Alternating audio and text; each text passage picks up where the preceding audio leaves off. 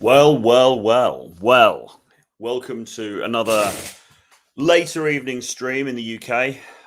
It is about 10 o'clock. Well, it's 12 minutes past 10 here. Now, if you're in America, it is, maybe it's 5 in the afternoon or earlier, depending on where you are. I'm going to go live on Instagram now as well. I think we are live on Instagram now as well, actually, which is good.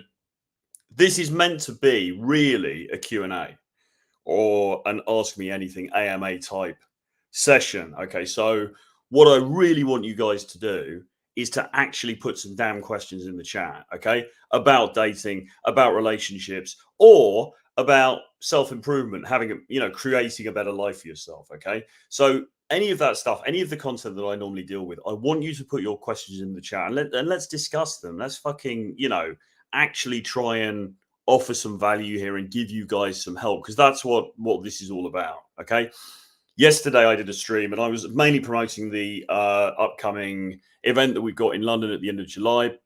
Obviously, if you're interested in that, then drop me an email, troy at realtroyfrancis.com, and you can jump on board. But this one is going to be less promotional and it's going to be more just general chat. Now, a couple of things. Firstly, England have just got through to the final of the Euros, winning decisively against the Netherlands 2-1. Okay, so massive celebrations going on in London right now and across the country and in Dortmund where the game was played and wherever any other British person is.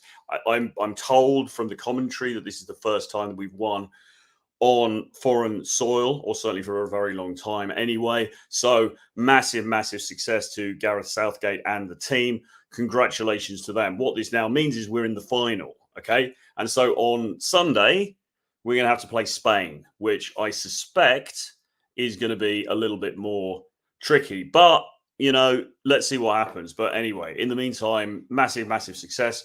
I put a little bit of cash on it on the old Betfair. Not enough. I wish I'd have put a lot more on. So I'm happy. I want a little bit of cash. Not enough to retire, unfortunately. So I have to keep doing this stuff. But there you go. We won. Hallelujah. Proud to be British, etc. But and if you want to talk about that, talk about it. I'm not really a football expert, but obviously, big tournaments like this, kind of exciting, getting quite into it. I felt like, there was a lot of consternation if you watch the game about that penalty that was awarded to us in the first half. There was certainly, I think, debate around the fairness of that, and that's maybe something I'm sure perhaps the Netherlands fans in particular feel quite strongly about. I know there are even people on the English side who were, uncertain about that. But, in the end, you take your luck and they played very well. And, the goals that were scored were fantastic. And so congratulations to that team. Hallelujah. Let's celebrate. Okay. Anyway, what about dating? What about relationships? Now, one of the things that I've noticed is that when I've been doing these live streams on my channel recently, because what I do is I stream to YouTube, obviously, but I also stream to X, formerly Twitter, and also now to Instagram as well. And what seems to be happening is that a lot of the viewership, because we've been getting some crazy, like for a channel of my size, okay, we've been getting some crazy views. I've done streams with Tusk and people, and we've got, we had nearly 500 live viewers the other day. I think when I was on with Jack Napier. Me and Jack Napier, who by the way lost, so bad luck to him. Ha ha ha. We've been getting crazy viewers, but not that many people asking questions. So either you guys are very shy, or what I suspect is happening is that actually a lot of people are watching on X. Probably more people are watching on Twitter or X than are watching on YouTube, which is fine. I don't mind where you're watching, but the problem is that unless the comments from X don't come through on my software, okay? So if you are watching this on Twitter, okay, and I'm going to go to my profile on Twitter now and find the video. Okay, so what you can do as well, either come on over to YouTube and watch us on YouTube, and then you can comment and you get involved in the conversation. Or if you really don't want to do that, then write your questions on X instead, or indeed on Instagram, and then I'll have to check those, and then we can get into discussions around those. I see there's some comments coming in already, so we'll start to go through those in a second. I've got a few starters for 10 about some stuff that I'd like to talk about that's just come up in the last couple of days in regard to this whole modern dating scene. So, you know, I could talk. I mean, somebody made a very nice comment about me yesterday who said you could listen to Troy for an hour. He could just talk for an hour and you wouldn't be bored and blah, blah, blah. I don't know if all of you think that. I'm sure some of you don't, but it was very nice of him to say that. And I'm certainly happy to sit here with my D in my hand and talk nonsense for the next hour and try and keep you guys as entertained as possible. But what I really want to do, what I actually genuinely want to do is offer you value, okay? And what that means is answering your questions. Because I can talk about this stuff until the cows come home, okay? But like, my experience is going to be different from yours, particularly if you're quite new to this stuff, particularly if you're maybe not, you know, having a lot of success at the moment, right? You're going to be on a different level. So the questions you're going to have are going to be different to the kind of stuff that I'm going to want to talk about, all right? So I very much want to make this about you. And you can ask me anything. I've said this is a Q&A, but it's also an Ask Me Anything. So if you want to ask me about, you know, my personal life or, you know, anything really within reason, then I'm happy to get into that as well. Why do I always wear blue shirts with the buttons undone? You know, if you want to ask about that, we can talk about that. We can talk about where I get my clothes from. We can talk about style. Sometimes people ask me about my styling routine. You know, I'm nearly 90 now and I still look fucking awesome. Okay. So how have I done that? What's the secret? What's the secret sauce behind that? You can ask me that. You can ask about my travel plans. You can ask about my relationship with my girlfriend, within reason. Of course, certain things are off limits, and so on and so forth. Now, already we have 175 people in here, okay? So what that means is that we should get 175 likes on this video. Now, as I said, in reality, probably a lot of you are actually watching this on X, okay? So if you are on X, as I say, come over. What I'm going to do actually is I'm going to get the link off YouTube and I'm going to post it on X. And I'm going to encourage you guys, if you are watching on X, to come over to YouTube, simply because it means that you can then join the conversation more effectively. But if you really, you know, you don't want to do that for whatever reason, then ask your question on Twitter, and I'll try and answer it. But it means I'm going to have to comment underneath the video on Twitter with questions, with comments, insults, anything else you want to say, and I will attempt to, you know, to respond in the most appropriate manner possible. Okay, come on over to YouTube to watch this so you can post comments. Now, you guys are very lucky because, as you might know, I'm demonetized. I've been demonetized since before it was even fashionable to be demonetized as a content creator in this space. So I don't have super chats. Okay. Now, what I might start doing is using something like Streamlabs and trying to encourage guys to do, you know, super chats through that. We might start to do that, but at the moment, no super chats. So everything's fair game, really. You can ask a question, and if it's an interesting question, we'll get into it. Okay, we'll have that conversation. Who watched the game? Who was watching the game? If you were watching the game, tell me what you thought. Was it fair? Did you think that penalty was fair? How did you think that England played? Do you think they deserved the win? How do you think that the opposing team played? You know, what are your general thoughts? What's your general feedback? And most importantly of all, on Sunday, when we play Spain, who's going to win? Okay? Because I've got to put some fucking money on it so that I can try and leave this dating nonsense behind and become a multimillionaire and go and live on an island somewhere. So tell me who you think is going to win, and then I'll put a bunch of money on it, and then, you know, we'll go from there. All right. We've got some comments, so let's start going through them. And by the way, thank you for everybody who's watching this. If you're watching this on the replay, then thank you also for joining us for that as well. I might take this might be a little bit all over the place because I'm in a slightly jubilant mood after watching that. So, you know, we might do some clips from this or whatever. But anyway, let's see. Okay, England or Spain for the win? Well, it says Matt Hartley. Well, that's my question. I think it's going to be tough. I'm not a football expert by any means. I've just been texting some of my friends, you know, asking them about this game. They must be like thinking, what the fuck? This guy never talks about football in his life. What the hell's happening? Is he had some weird personality change? I think I just got swept up in the moment, really. And the win is indeed, you know, very exciting, and it's obviously great for the country and so on. Anthony M says, come on, England. Absolutely.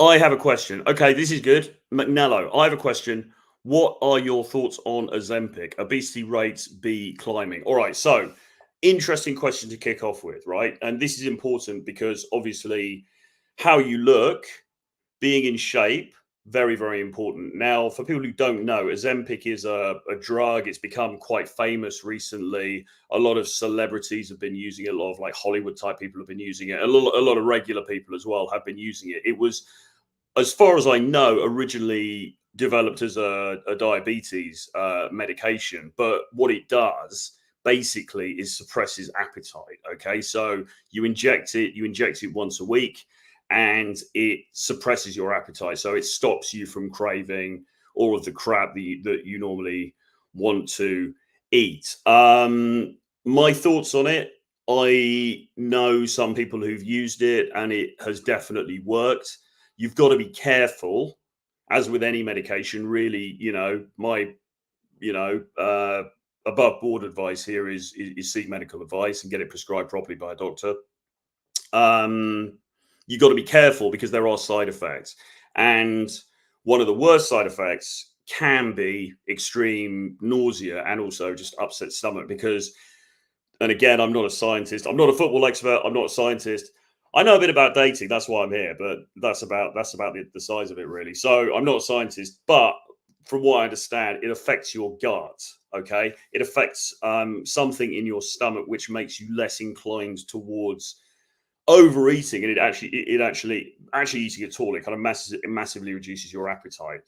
So what I've been told, having spoken to a couple of people about this who know more than me, is if you are somebody who is seriously overweight, you know, you are obese, and it is a problem, and you're really having, you know, weight loss problems, then it is definitely something that's worth considering. However, if you're relatively lean already and you just want to do it for sort of vanity purposes or whatever, there might be better options out there. Okay, there are other options out there. Again, I don't recommend this, but there are things that bodybuilders use. There's a thing called clen, I think, which is like a fat burner. So you've got things like clen, which is a fat burner, okay, which bodybuilders use to get shredded for competitions. And the way that operates is it speeds up the heart rate. Okay, so it doesn't necessarily reduce your appetite, but it speeds everything up, so you burn off more excess fat. Ozempic is different. I think the brand, the generic name is Sildenafil or something like that. You'd have to look it up, but it reduces appetite. Okay, and that also brings its own problems, actually, because depending on what your objectives are, if you just want to lose weight, okay, fine. But if you want to lose weight, if you want to get lean mass, that can be problematic because you've got to also eat in order to get lean mass, or at least you've got to eat enough protein per day in order to put on muscle. All right. Now, most of us, I think most guys, we don't want to be super skinny. We want to be kind of chiseled, but we also want to have some muscle mass. And I think the danger of something like Ozempic long term is that if your appetite is suppressed, that you're just not eating very much, it's going to be hard then to pack on that muscle as well. All right. So that's something else to bear in mind. If you do use it, you should absolutely ensure that you stick to the dosage. Okay. And you start off at a very, very low dosage because, as I say, it can be tricky. There are side effects that come along with it. So you don't want to just sort of like get it and just bang a whole syringe worth of it on day one. It's just, you're going to end up being very ill. Okay. So proceed with care and get proper medical attention. But, you know, in saying all of that, I'm told that it does work and it can work very well. However, just to add to that, I would also say, you know, I don't know if this is a question for you personally, Mr. McNello, whether, you know, this is something you're thinking about yourself. Maybe you're in great shape and you're just asking the question generally, or maybe you're not. But have you exhausted all possible avenues of, you know, exercise and just eating healthily as much as possible? I mean, what I did at the back end of last year, I really changed up my exercise routine. As people may or may not know, we did some content about it with my trainer at the time. I was doing boxing training, pretty hardcore HIIT type stuff, calisthenics, obviously boxing training, sparring itself, very, very high sort of not only resistance training, but also a lot of cardio, but short-term bursts of cardio. So the HIIT stuff, that for me was always a missing piece, I think, in my training. And it's incredibly effective in getting shredded. It's incredibly effective. Okay. So are you doing that? Are you cutting your carbs down to an absolute minimum? Are you cutting sugar out of your diet? You know, are you drinking a lot of alcohol that contains a lot of calories? You know, so you want to be looking at all of that kind of stuff really before going down the medical route, I would suggest. Anyway, good question. Thank you. So RJ Flores, even though England are in the final, nobody wants to be the Gareth Southgate of the dating world. Okay. Well, I don't know. I mean, if they win, he's going to be a national hero. So I'm not sure about that, but yeah, indeed.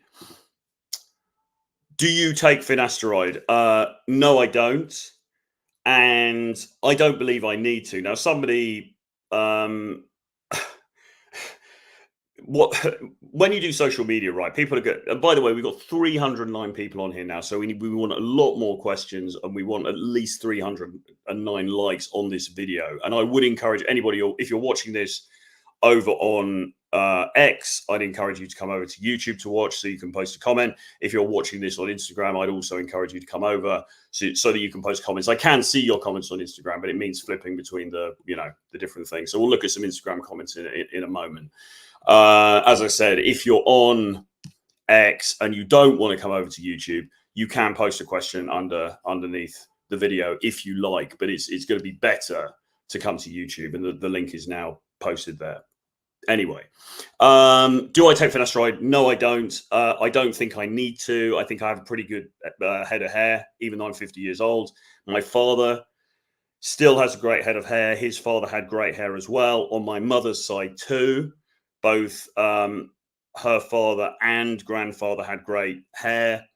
And my uncle on her side also has a great head of hair. So as far as the family side of things is concerned, there hasn't really been an issue. And the other thing with finasteride, and again, I'm not an expert, but I've heard some very, very, very bad things about it, largely from Dave Lee. So I don't know if you guys have caught some of the work that we've done with Dave Lee, who talks a lot about testosterone replacement therapy. He knows a lot about male hormonal issues and can help out with all that kind of stuff. He's very, very much against finasteride. I'm told that it brings with it a lot of complications that are irreversible. Okay. So it would not be a route that I would personally choose to go down. I think if I had an issue in that department, I'd probably get on the first plane to Turkey, take the Istanbul Express over to Istanbul, and get a transplant rather than doing finasteride. Although I'm told that they then say that you're supposed to take the medication as well anyway. So I'm not quite sure, but no, I'm not on it, and it's not something that I would recommend from everything that I've heard to date. Good question so far though, because again, like, how important is hair? How important is hair as in the dating world? I think it depends on the woman. I mean, guys, understandably, guys who start losing their hair in their 20s or their early 30s or whatever. I mean, understandably, can be quite a traumatic experience, right? You look a certain way and suddenly it starts to go and you're like, oh, fuck. But often, there are guys who they accept it, they own it, they shave it off, they look fucking great, and they do very well, and it's not a problem. Okay. What Dave Lee says, again, the hormone expert, is that no haircut or no hairstyle is worth taking something like finasteride for. Okay. So I would probably either go down the route of just accepting it and shaving it off and just going with it and owning it, because that's perfectly fine. There are some women who don't like that, but there are plenty of women who do. Okay. There are plenty of bald guys who absolutely crush it in dating. So it's not a death sentence by any means. Or look at the transplant route. All right. We've done Ozempic. Do you take finasteride? Okay. Fred Antonio. I live in Paris from North Africa and only date French women. Yet, with the increasing crimes and troubles caused by my people, I find cold approaching them recently has become hard, which means a lot of rejections. Okay, man. Yeah, I mean, look, I feel for you, bro. That's difficult. That's a difficult situation, and I wish I had a magic answer to that. Unfortunately, I don't. I mean, sadly, and I'm not going to get into any sort of politics here, but sadly, there certainly is something of a stigma, I think, within France about immigration, as there is in Britain as well, by the way, and many other countries. And some French girls are gonna, react in a certain way, and that's tricky. And there's not a great deal you can do about that. You can't make somebody. All you can do, as with any kind of approach, is shoot your shot, go in there, say hi, see what the reaction's like, and take it from there. There will be French girls who will date you, right? It's not like every French girl is xenophobic. Okay, there will be French girls out there who are still going to date you. So it's just a question of finding them. But yes, I understand what you're saying. You are in a somewhat unfortunate position, and there's no real easy fix to that, unfortunately, because it is what it is. So I wish I could be more helpful with that one, but I can't really. Let's have a quick look on Instagram, because I think there was a couple of people have asked some things here. Saunders TRP says, Troy, are you maintaining plates in your relationship? No, I'm not. I'm with my girlfriend. It's just me and her together, and we're having a great time. We've known each other for a very long time. We have a great relationship. We have a great vibe together. We have a great connection. We're having a fucking amazing time together. It's not about spinning plates. It's not about other people being involved. It's me and her against the world. So no, it's all good on that side of things. But I mean, look, that's a personal thing for me. Other people choose to conduct their relationships differently. Every relationship is different. I don't judge what people want to do. I've certainly had different types of relationships in my life. In this instance, with this particular woman, that's what the setup is. But obviously, you have to make your own decisions about these things. So that was one off Instagram. I think there's something else off Instagram as well. All right. RJ Nomadic says, hello, Troy. From all the dating coaches, you are by far the one that got the most people can resonate with. The perfect mix of charisma, fashion, and inner game.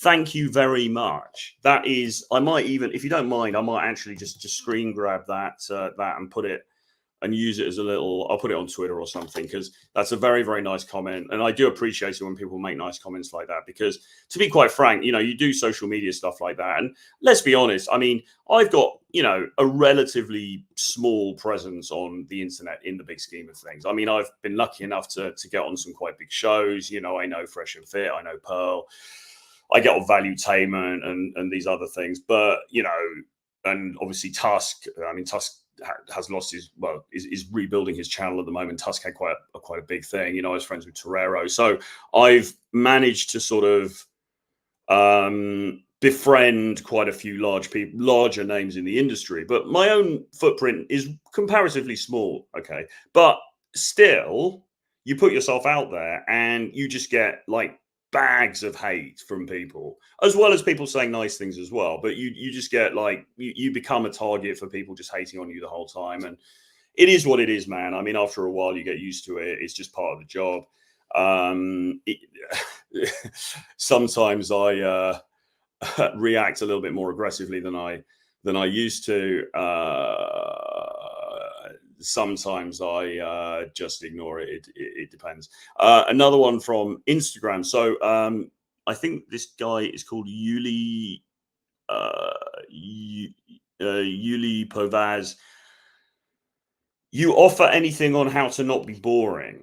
All right. So look, this is a huge issue in dating. Okay, basically, and I'll say this a lot rather flippantly. You know, just the first rule of dating: don't be a boring wanker. Okay, or I might even use a more rude term than that. You can't be boring in dating. It is the cardinal sin as far as women are concerned. Now, as with all of these things, is there a quick fix? Is there a sort of 6-point checklist of how not to be boring? No, there isn't. And actually, a lot of my content, so if you're watching the videos on my channel, and if you do any of my courses, like if you do the Edge, for example, I mean, the Edge that I did with James Tusk, we've just finished it now, the Edge version 3. The whole course really, well, it covered a lot of things, but I mean, a key component of that course was how not to be boring. But it's not just something that you can explain with a glib sentence. Okay, I think, you know. But look, in all fairness, to try to answer your question as sort of usefully and actionably as I can, the best piece of advice I think I could give you quickly without spending too many hours on this is take more risks. Okay. So when you're on a date, or when you do an approach, or when you're in a social situation, just take more risks socially, okay, with the things that you say. Be more flirtatious than you think you can get away with. Say things that you don't know if she's necessarily going to approve of or not. Don't feel that you have to agree with every single statement that she makes. Don't feel that you have to be super impressed by everything she says. If you say to her, "What's your job? Where do you work?" and she goes, "Oh, I work in Starbucks," and you're like, "Oh my God, that's amazing," then obviously it's not, no disrespect to people who work in Starbucks, but obviously you don't really think that it's amazing. It's clear that you're being inauthentic, okay? And effectively you're being a nice guy, right? So the essence of not being boring is really having what we call edge. You might call it charisma, you might call it bad boy attitude, jerk boy attitude, devil may care, kind of whatever. And it's something that takes time to cultivate. But essentially, what it's about is breaking out of the notion that you have to be this sort of super polite, super accommodating character who's very, very careful about what they say in front of other people all the time. Because some of the most successful guys that I know in terms of dating and socializing in general, and I'm not even talking about people who work in this industry, I'm just talking about people generally, they don't filter themselves. Okay, they tend not to filter themselves. They tend to just, you know, they just say what the fuck they want. They do what the hell they want. And women love it, men love it, you know, and they get a lot of attention. The people who are deemed to be boring are the people who just go along with the status quo and sort of say what they think they should say. And obviously things like humor is important as well, developing a good sense of humor, improvisation, the ability to come up with things on the fly to talk about. Okay. Another good piece of advice we've been talking about recently is cutting conversational thread. So often what will happen is you might be on a date with a girl and she takes the conversation down what is actually a very boring route. Okay. So she starts talking about her job, or she starts talking about, I don't know, the cost of housing in a certain area of town, or, you know, her commute or something like that. Now, a lot of guys, in order to be polite, they feel that they have to logically go along with that conversation and add to it. And actually, you don't need to. What you should do instead is just completely cut it off, because it's obviously a dead end, and start talking about something more interesting instead. Okay. And again, that's sort of taking a risk, because you think, well, what if I offend her? Well, so what? Because the conversation was boring anyway. It wasn't getting you anywhere. All right. So that would be my sort of 2 pennies worth on that. But there's a lot to be said about that point.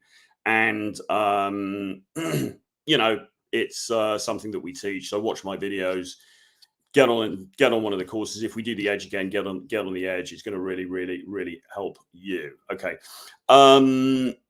There's some other stuff coming up on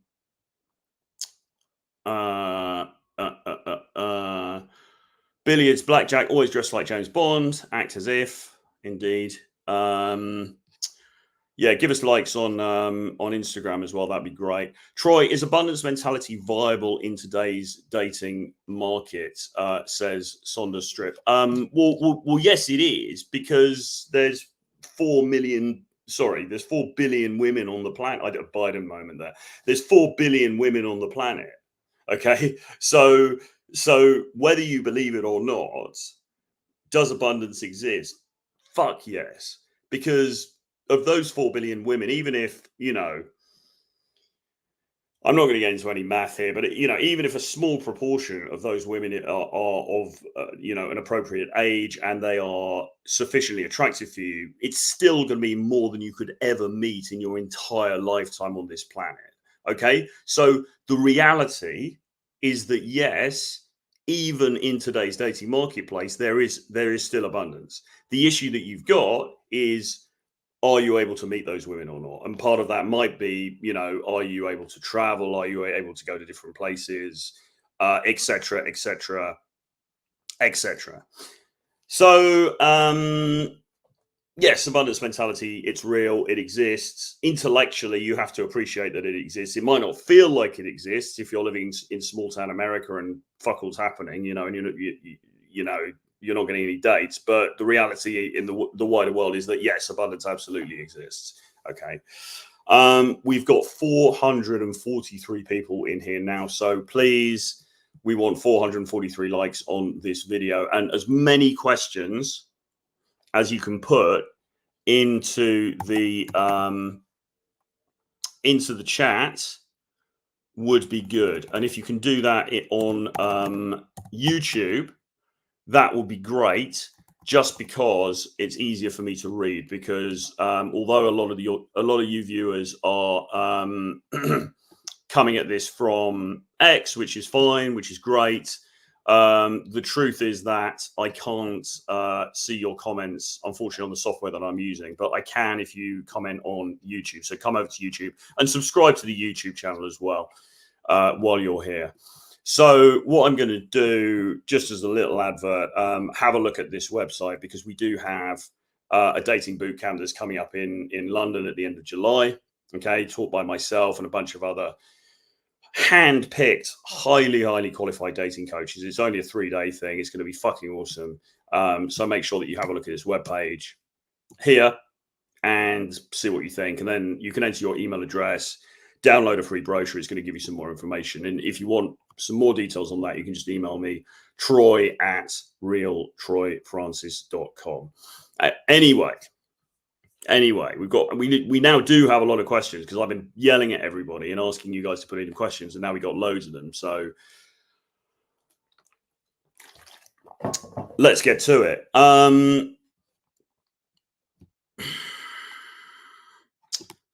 Okay, Nathan Phillips. Hi, Troy. I've always enjoyed your content. Thank you. But what do you make of some people in the red pill space? They're starting to sound like Taliban, especially Myron. Look, I don't know. I love Myron. I'm good friends with Myron. Myron is a great guy. He's been very loyal to me. He's been very supportive to me for many years, even though he hasn't had to, even though he is a significantly bigger figure in this space than I am. He's always been there for me. He's always been on the end of the phone. Now, do I necessarily agree with everything he says? No. Do I agree with everything that every other red pill content creator in this space says? No. Does it matter? No, I don't think it does. I don't think it does. I think that you can separate. Look, I mean, people have their own views, okay? My content really, I mean, the thing with, if you look at like the red pill space, it's become sort of, fragmented in a way, or fragmented is maybe not the right word. I mean, I come from an era when really all this was about was, okay, how do I get a date on a Saturday night? You know, what are the best ways, you know, to meet an attractive woman? It was pretty simple stuff. We're now suddenly talking about Trump, we're talking about Biden, we're talking about, you know, various wars in different countries going on around the world. We're talking about the support for foreign governments and bloody, bloody, bloody, blah. Now, all of that stuff, fine. It's not really my wheelhouse, to be honest. It's not because I don't have an interest in those things, or I'm not, you know, I'm not. You know, I don't have some insight into those things, because I do, but it's not really what I talk about. It's not really what I teach. Okay. Which is why I'm unlikely to go on a show and start talking about, you know, some kind of political conflict or some kind of war that's going on in a foreign country, because I mean, sometimes we refer to it because it's of relevance, but what I'm really focused on is interpersonal dynamics, okay, and specifically into gender dynamics, okay. That's always been the thing that's fascinated me the most. Power dynamics, hierarchies within society, okay, how all this stuff works. That's what really fascinates me. That's why I keep wanting to do the content, okay. And a lot of that, yes, it's to do with sex and it's to do with dating, but it's not all about that. It's about networking. It's about socializing. It's about having a better career. It's about building a better life for yourself. It's about, how do I promote myself and promote myself? I mean, how do I present myself in the best possible way so I'm going to get the best outcomes in my life? That's really what I'm about. Okay. So I'm, without being detrimental to those people, because I think that they do offer solutions, I'm very much more, I try to be very much more on the solution side of things. Okay. Yes, I can be a bit morose. Yes, I can complain a lot, and you know, I can be a bit nihilistic at times. But in the end, what I'm really about is, okay, look, we're all flawed human beings. None of us really know what the fuck we're doing. How do we get through this and get the best possible outcomes for ourselves at this particular moment in time? So hi, Troy. Who do you want to interview and have a discussion with you haven't met yet? I would say that, and I have met him, but I haven't actually done any contact. Well, I've done a little bit of contact with him, but not one on one. I would quite like to do something with Zerka, just because I find Zerka to be a very, very interesting and entertaining character. Okay, now the only thing that would go against that would be that I think I preferred Zerka when he was much more talking about the intergender dynamic stuff. Okay, the red pill stuff, for the want of a better word. I think last year, when he was really on fire and he was talking about all that stuff, he was great. I think now it's got a little bit, from what I've seen, it's got a little bit diffuse. There's different things that he has interests in that I don't necessarily have interests in. But we were slated in to do some content together. We were going to do a kind of a, I was going to interview him about his, because he's obviously a very charismatic dude. Okay. He's obviously got this kind of natural kind of vibe about him. And I was going to interview him about that, and we were going to do some content. It didn't end up happening. So that would be one person. I think, who else really? I mean, Michael Sartain. I've been on Access Vegas, but I quite like to do a one-on-one with Mike Sartain, because I find what he's doing with the social circle stuff to be very interesting. But I would argue that unless guys have a certain amount of social savvy already, even if you rock up to the club with 15 hot models, I mean, how well is that actually going to go for you unless you're able to command a room? And so, and maybe I don't know enough about his teaching materials. Maybe that's something he covers, but that would be something I'd be keen to ask him about, because he's strategically, I think, very much gone against the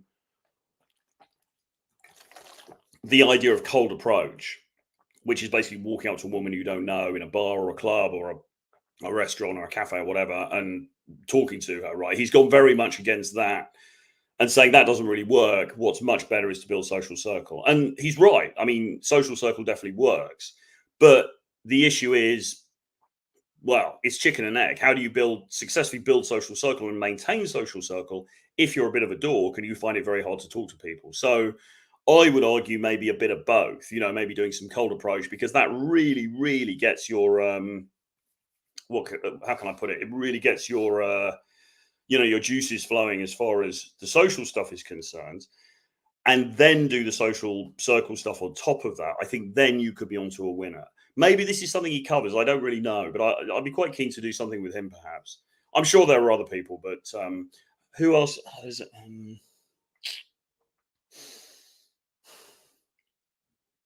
I don't know. I mean, unless we're talking really big name, with Michaela Peterson, Jordan Peterson, people like that, perhaps. But I mean, we're getting into Chris Williamson. Actually, we were having talks with Chris a year or so ago. Actually, myself and Tusk we're having a bit of a conversation with Chris Williamson about potentially doing something, because he was talking a lot again about dating and modern dating, the difficulties and so on. And we, he knew we were dating coaches, and we're all from England, and we were sort of saying, well, look, maybe we can do something together. Then Chris Williamson blew up monumentally, as these people do.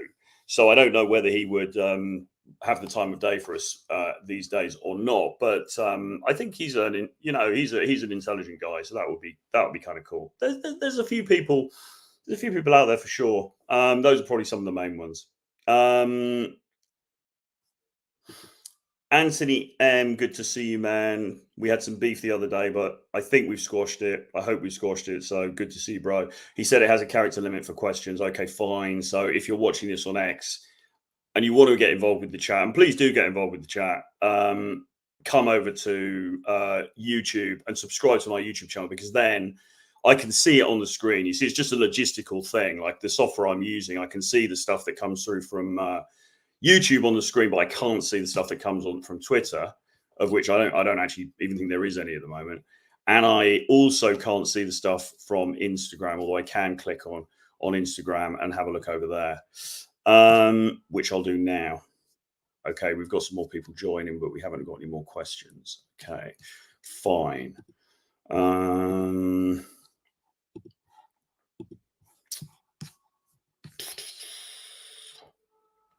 All right. Okay. All right. This is a personal one. Eric O. Have you got any cosmetic work done? Face work, lipo, etc. By the way, 457 people watching. That's fucking brilliant. Okay, for a impromptu solo stream. So please, 457 likes on YouTube. Please do subscribe to my YouTube channel. And remember, I'm going to be running a boot camp in London that's coming up very soon at the end of the month. So if you've ever thought about doing training with me and you want to learn how to, approach in real life, both in daytime and nighttime situations, have a look at that website there, and it will give you some information, and you can, take it from there. Ozempic.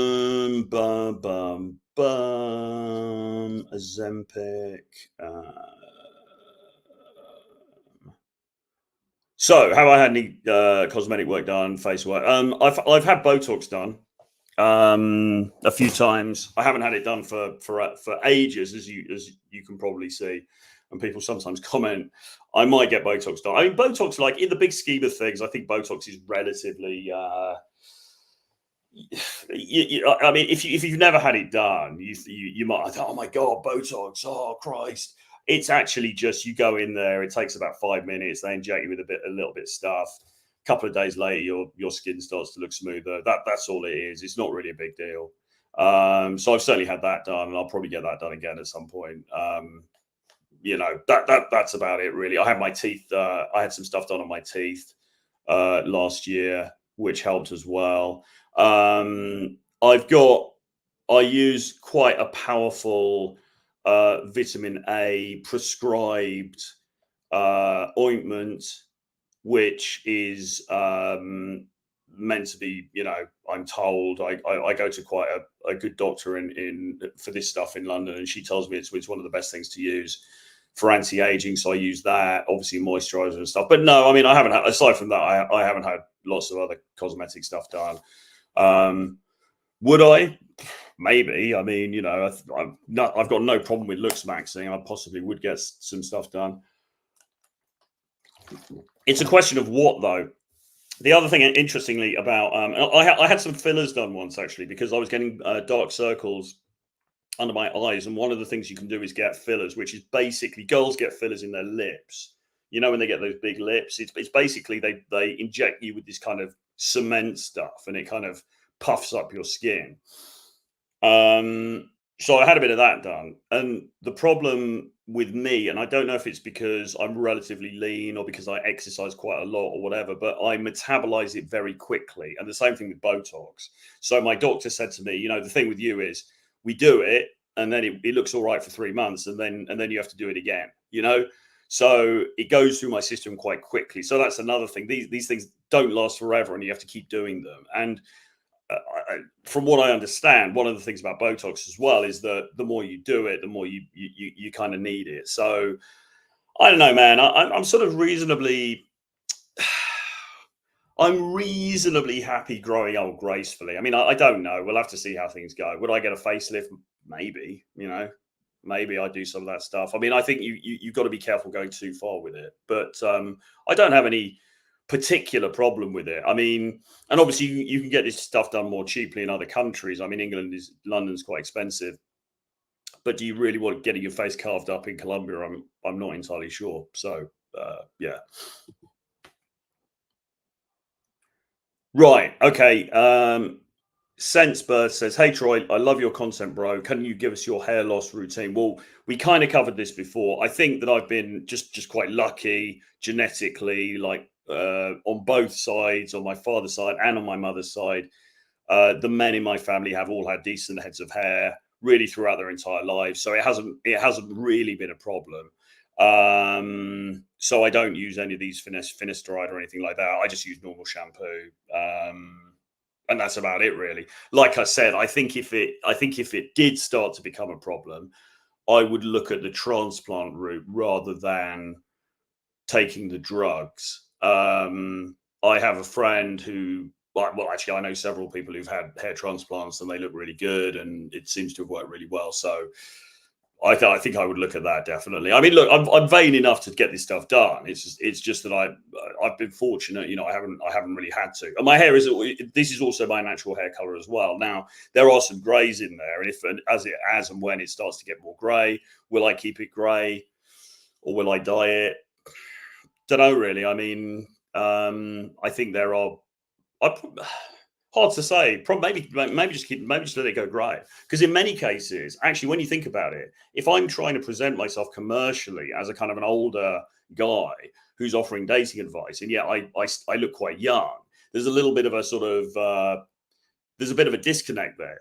So, you know, somebody once said to me, bitchily under a video, "Oh, you look so old," and I was like, "Yeah, bro." I was like, "Well, look, the older I look, the fucking better for my brand." Because with no disrespect, but if you guys know George Bruno, you know, the guy who's got, I think, white hair and the white beard and everything. I mean, that's great because he looks kind of older. And so he looks like the sort of guy, he's an older guy. He knows what he's talking about. He's been through, a lot of stuff. People respect that. I still look, I think, I mean, look, I'm not capping here. I'm not trying to gain brownie points. I still look relatively young. So in some ways, looking older, looking more distinguished, it actually helps you in a commercial sense, at least. Okay. Adrian Shepherd, first of all, I owe you guys my life, showing the true nature of women, confused teenager to myself from YouTube. I thank you so much, man. You made a difference, and owe you and others so much. Thanks very much, man. Again, amazing to hear. It's without being cheesy. It's comments like that make it all worthwhile, really. And look, I mean, I've got a bunch of sisters. I've got a girlfriend. Obviously, I've got a mother. I've got a stepmother as well.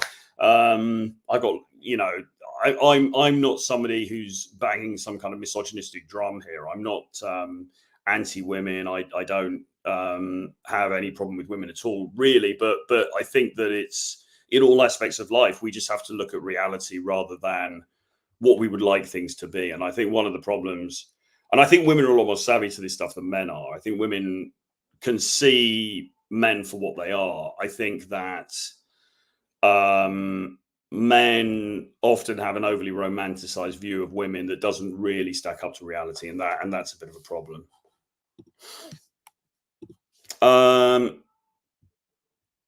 Does your 3-day boot camp have recording equipment for students? Well, I mean, what we would tend to do is not necessarily record, but certainly we have equipment to listen into conversations so we can give feedback on the verbals. I mean, what we can also do, actually, we can record you as well, because we can record on video.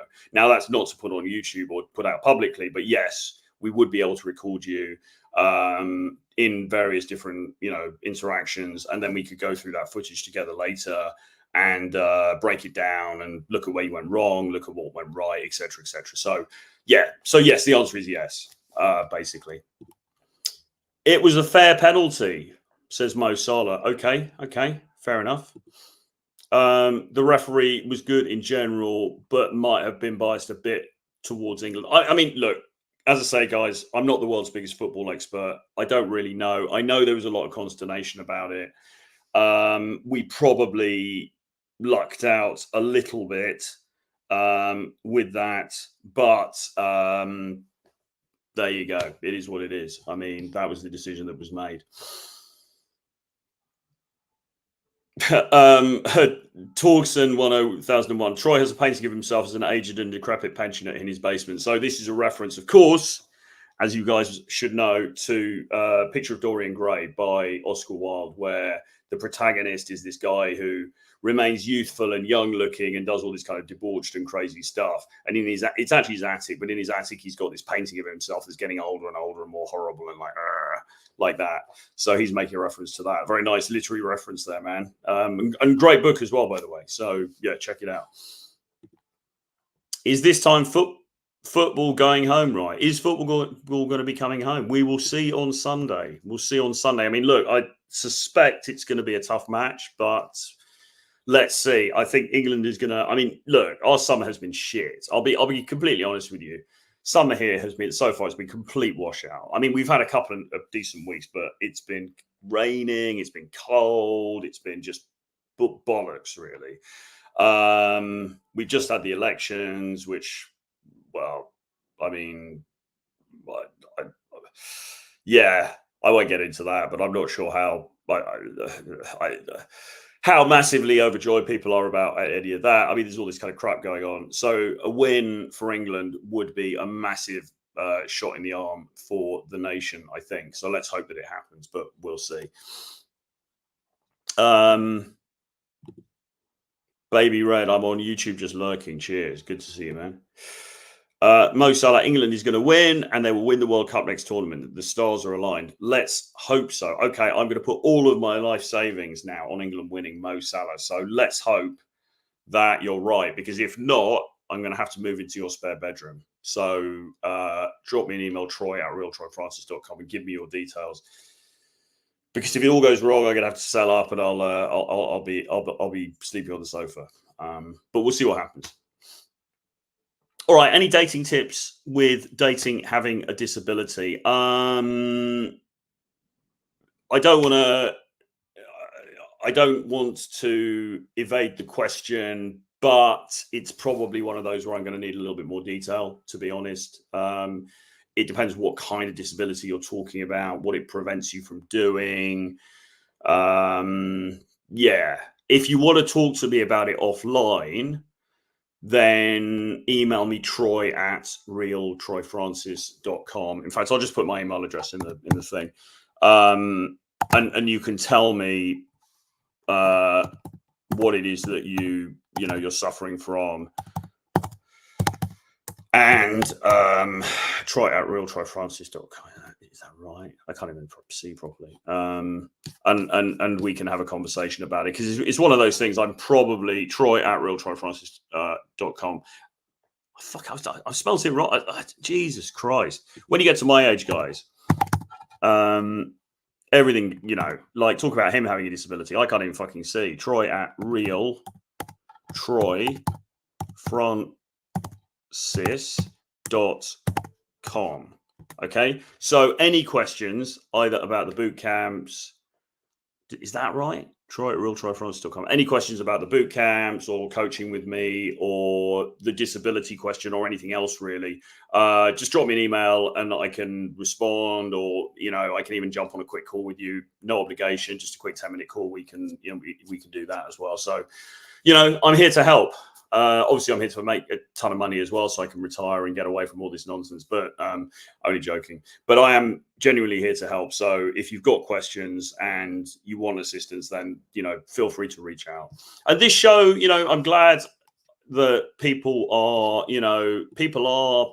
putting in questions. We've got quite a lot of viewers on this one today, and also quite a lot of people who are engaging. So that's really, really nice to see. And all of the questions now are coming through YouTube. So as I said before, if you're on Twitter, you're on X, you're watching this, or even if you're on Instagram, I would encourage you to come over to the YouTube channel and watch here, because it means you can post a question and then we can discuss it.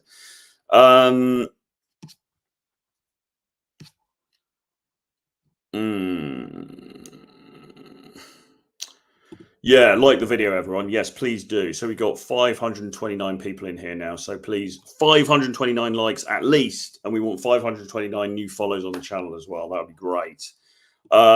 Troy is a massive football fan. Yes, you can obviously tell. The thing with football, I mean, look, guys, just try and fucking explain it to me. Like, I live in, like, England, as people will probably know, is one of the most football obsessed countries on the fucking planet. And well, I mean, okay, you've got Brazil, I know a lot of other places are as well, but we are very, very football focused here. And I've always found it difficult because the problem with football is that there's so much pissing around in the middle where, okay, so like occasionally you'll get these moments where it's quite exciting, like they're getting near the box. Not that box, but you're getting near the box. It looks like something might happen. Somebody might score a goal, and then somebody kicks, and either the goalie saves it, or it's offside, or it gets diverted, or whatever. But then there's a lot of crap in the middle where they're just fucking around in the middle, and they're pushing it one way, and then they're pushing it the other way, and then they're pushing it the other way.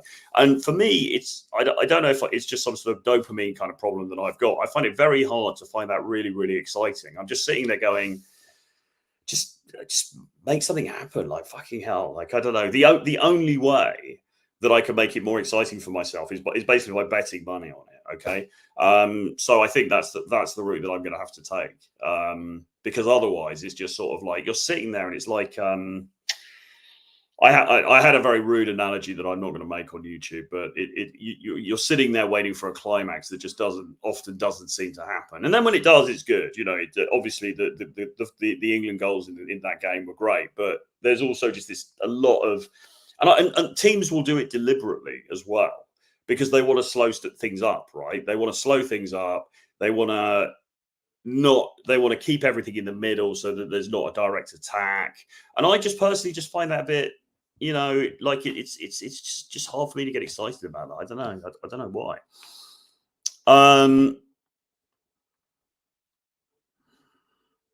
The scientist who invents a surefire weight loss pill with no side effects will be a trillionaire. Yeah, for sure. Well, I mean, I think Ozempic's pretty effective. I mean, like I say, that there are side effects though. Will there ever be a drug with no side effects? I don't know. Don't know really. The picture of Troy in grey. Troy has a painting of himself as an age. Yeah, indeed. Even better. Just all right. Thomas Anderson. Just do a low carb diet, eat more protein, lift some weights, and lose some fat, and get in shape. I mean, that's the best advice, really. Let's be honest. I mean, that's basically what you want to do.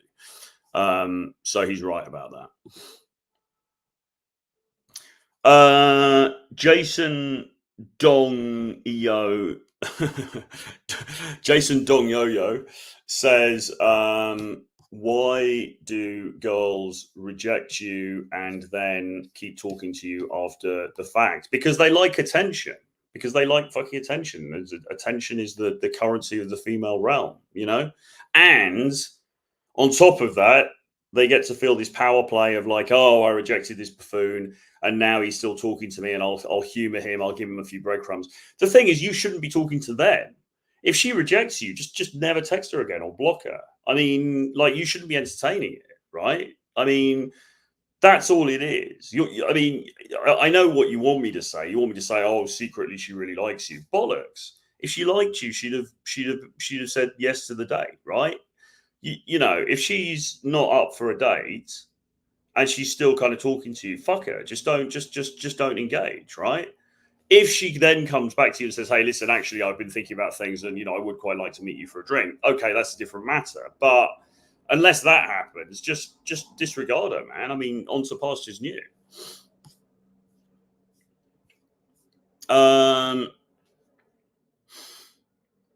Right.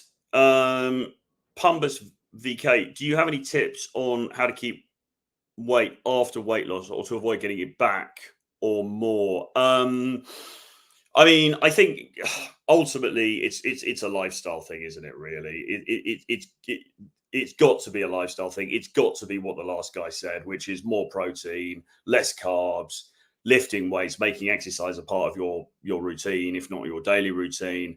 And that's just your life, avoiding sugar, avoiding obvious things, processed foods, obvious things that are going to make you fat, and sticking more to protein and vegetables. That's what it comes down to, consistency. That's what it is. I always try to be active, and sometimes, like today, I was at the gym. I didn't get a very long session in the gym, but I did have quite a good gym session. Same thing yesterday. I did arms yesterday. I did shoulders today. They weren't particularly long sessions, but they were quite good sessions. I've got a number. I don't know if I've done 10K steps today, but I got a few steps in as well. I may do a bit more of a cardio thing tomorrow. You want to basically every day you want to do something active, and you want to be trying to minimize what you eat, or at least you want to be eating less carbohydrates, less sugar, and more protein. Okay. I mean, that's kind of what it comes down to. And don't empty calories. Alcohol is horrific for you, really. Things like Coca-Cola, full sugar Coca-Cola. I mean, why drink that? If you've got to drink anything, Diet Coke, or better still, water. And yeah, man, I mean, there's no easy answer to this. It's a lifestyle. You've got to make the choice. This is now how I live my life, and stick to it. And that's it. Mackie Roll, long time no see. I thought you were on here quite recently. I could be wrong. Julius Caesar had a receding hairline and combed his hair forward to mask the fact. Well, that's okay. I mean, listen. I mean, how long are we in the school playground for, right? I mean, I'm fucking 50 years old, right?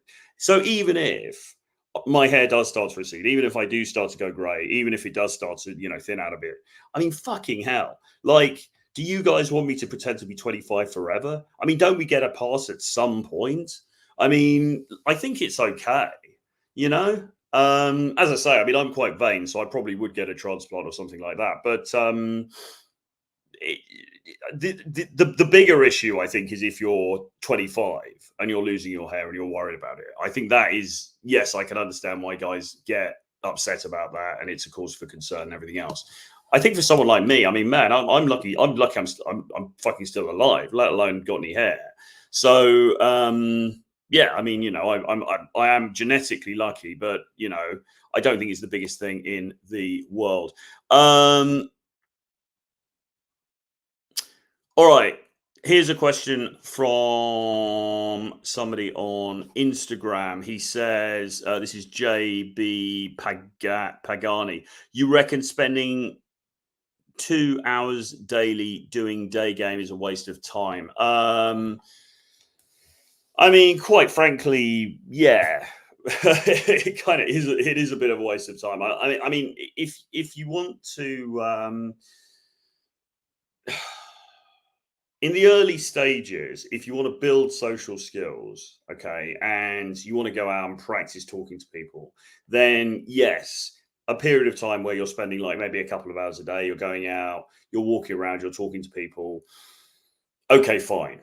or maybe it's something you do at the weekend for fun, right? Or maybe you go shopping and you also incorporate some day game into that, or you go out for a coffee and you see somebody you like, and but I would say after a certain point, yeah, doing day game for 2 hours a day, I think yes, for a start, you should be getting more efficient at it. You should be better at spotting women who will potentially like you. You shouldn't have to be doing 2 hours a day. You should be frankly better at it, so that you just have to do a few approaches and that's it. And secondly, even though this is a channel that's mainly about dating and relationships and stuff like that, there are other things in life.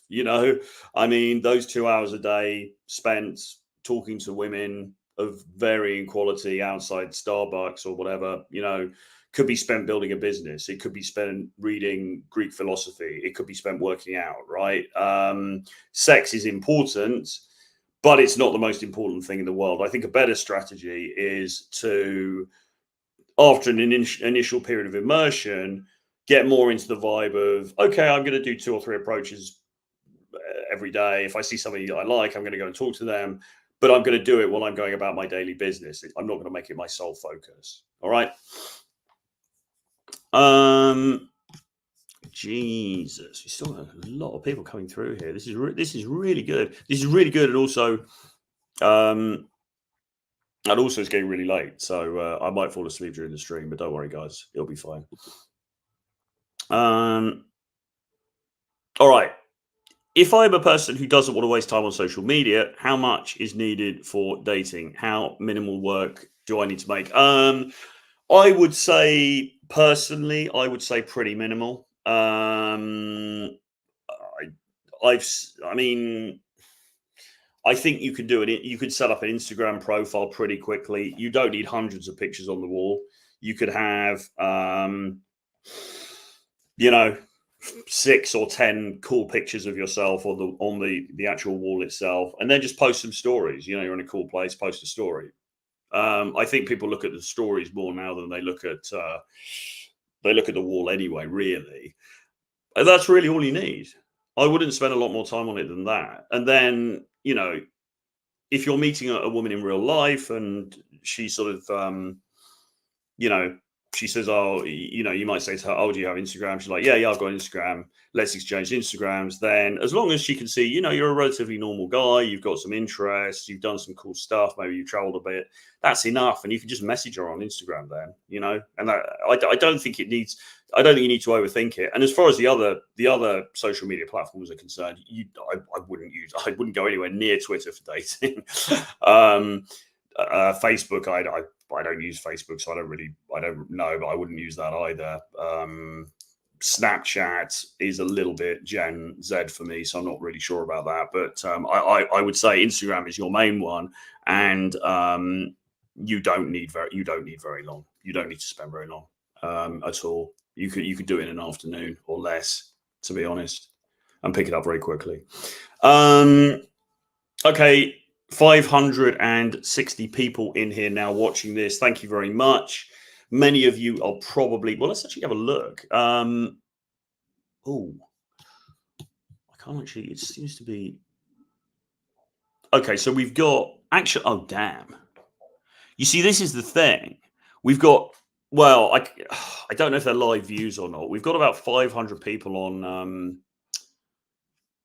on X, but I don't know if they're live viewers or if that's just the view. So it's hard to break down how many of you guys are actually watching this on X and how many on YouTube. But as I've said, I would encourage you, if you are watching this on X, to come over to YouTube and subscribe to my YouTube channel, because that obviously will help me out, but also because what it means is you can comment, okay? And if you want to write like a little comment underneath the video on X, then you can do that. But it's better if you come here, because then I can read the comments in the software itself. So do that. And also on Instagram, although it's slightly easier for me to read the comments on Instagram. I don't seem to be getting any comments coming through actually on X at all, which is fine. I'd much rather people commented on YouTube, because it's just easier as far as logistics are concerned. All right, Mackie Roll. I tried setting some drinks dates from online dating and always get a no, but girls agree to coffee dates. Is that a coincidence, or girls don't really go for drinks anymore? I don't know, man, to be honest. That is an odd one. Really is an odd one.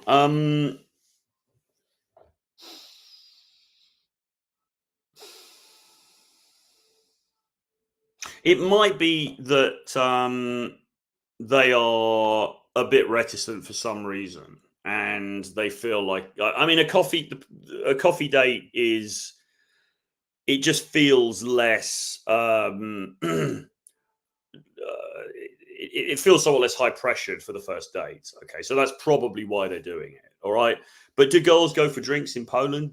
Fuck yeah, absolutely. They probably drink more than the English. So I mean, there could be a number of reasons for this. Maybe I don't know what your profile looks like. You might be doing other things wrong. It's very hard to say, but I mean, I personally don't really like coffee dates. I think they're a little bit just friend zoney. I just don't think it's really a good way to go. But in the end, if it's a choice between I'm either going to see this girl on a coffee date or I'm not going to see her, then do the coffee date, okay? Because it's better to get some FaceTime than none, I would argue. But I'd be interested to know if other people are getting that, because I mean, in general, a girl should be happy to go for a couple of drinks with you. It shouldn't really be a huge problem, even if she doesn't drink. And sometimes a girl says, "I don't drink." You're like, "Okay, fine. We'll just get some mocktails or something. It's not a problem." Right. Torch 1001. Which do you find more stressful, spinning plates with multiple women or the day-to-day ups and downs of a long-term relationship with one woman? This is a very, very good question. It's very pertinent to me personally now, because I'm in I'm in a relationship, long-term relationship with one woman now. I have previously spun plates, so I've seen both sides of the fence, if you like. I've been in a number of long-term relationships, and I've also spun plates, so I know both of them. Which is more stressful? I mean, they do say that the game, doing long-term relationships is game on hard mode. Don't smoke, guys; it's really bad for you. They do say that doing long-term relationship game is game on hard mode, and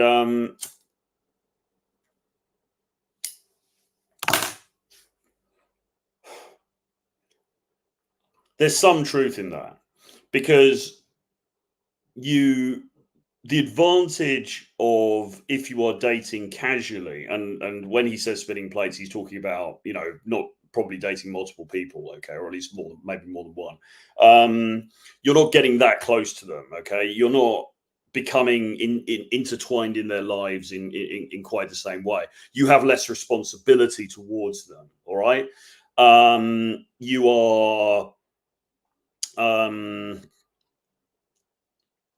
it's an avoidant way of living, if you like, which is fine. I've done that many times throughout my life, and it can be fun, and in some ways, you could argue it is less stressful, because what makes a relationship stressful is that you are not just taking your own feelings and requirements and desires into account. You also have to take the feelings and requirements and the stipulate, whatever the other person wants, that then becomes a big thing. It becomes a big issue in the relationship, unless you want constant hassle. Okay. However, what I would say is that choosing the right woman is extremely important. Okay. And basically, some women are more chilled than others. Okay. So what you don't want to do, and I've made this mistake in the past, is to get into a relationship with a woman who is just a ball breaker, who makes your life extremely difficult. If you're with a girl who's pretty sweet and cool, and she understands you and she lets you get on with your thing, and she's not out to cause you unnecessary problems, that can be pretty cool. And actually, I mean, both states have pros and cons to them. Okay. Obviously, single life, it's not all bad. There are fun aspects to that, of course. Being in a relationship, though, is great because you have somebody that you know very intimately, very well, who understands you. You get much more of that kind of that cuddle, that kind of what's the chemical that gets released? The oxytocin.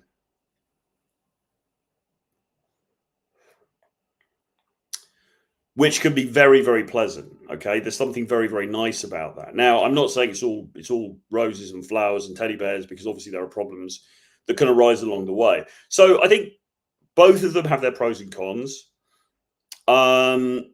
Certainly, I think maintaining a long-term relationship requires a very different sort of skill set, and you are going to come up with challenges that you won't come up with if you're just spinning plates. However, the other problem, and many of us have found this out, we've got 600 people watching this now. 600 people, 600 likes, please. We want more comments. We want more questions. If you're watching this on X, come over to YouTube so that you can comment in the comment section here. That'd be really helpful.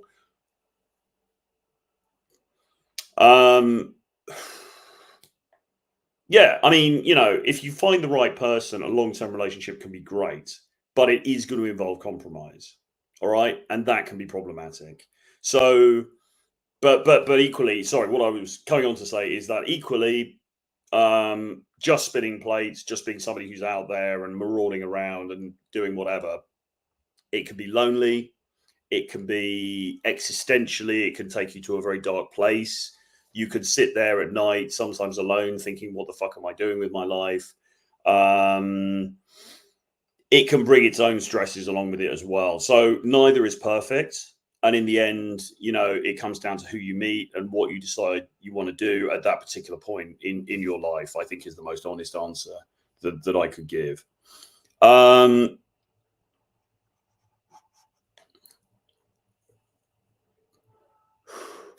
All right, so Michael says, give me the sales pitch about your 3-day bootcamp. Why would I pay $2,000 for a rerun of Tom C's day game model? Well, it's not Tom C's day game model at all. I mean, we're not even we're doing some day game sessions, but we're also doing high-end night club sessions as well. And there's a much greater focus, actually. I mean, yes, we're going to talk a bit about the technique of game, okay, a bit.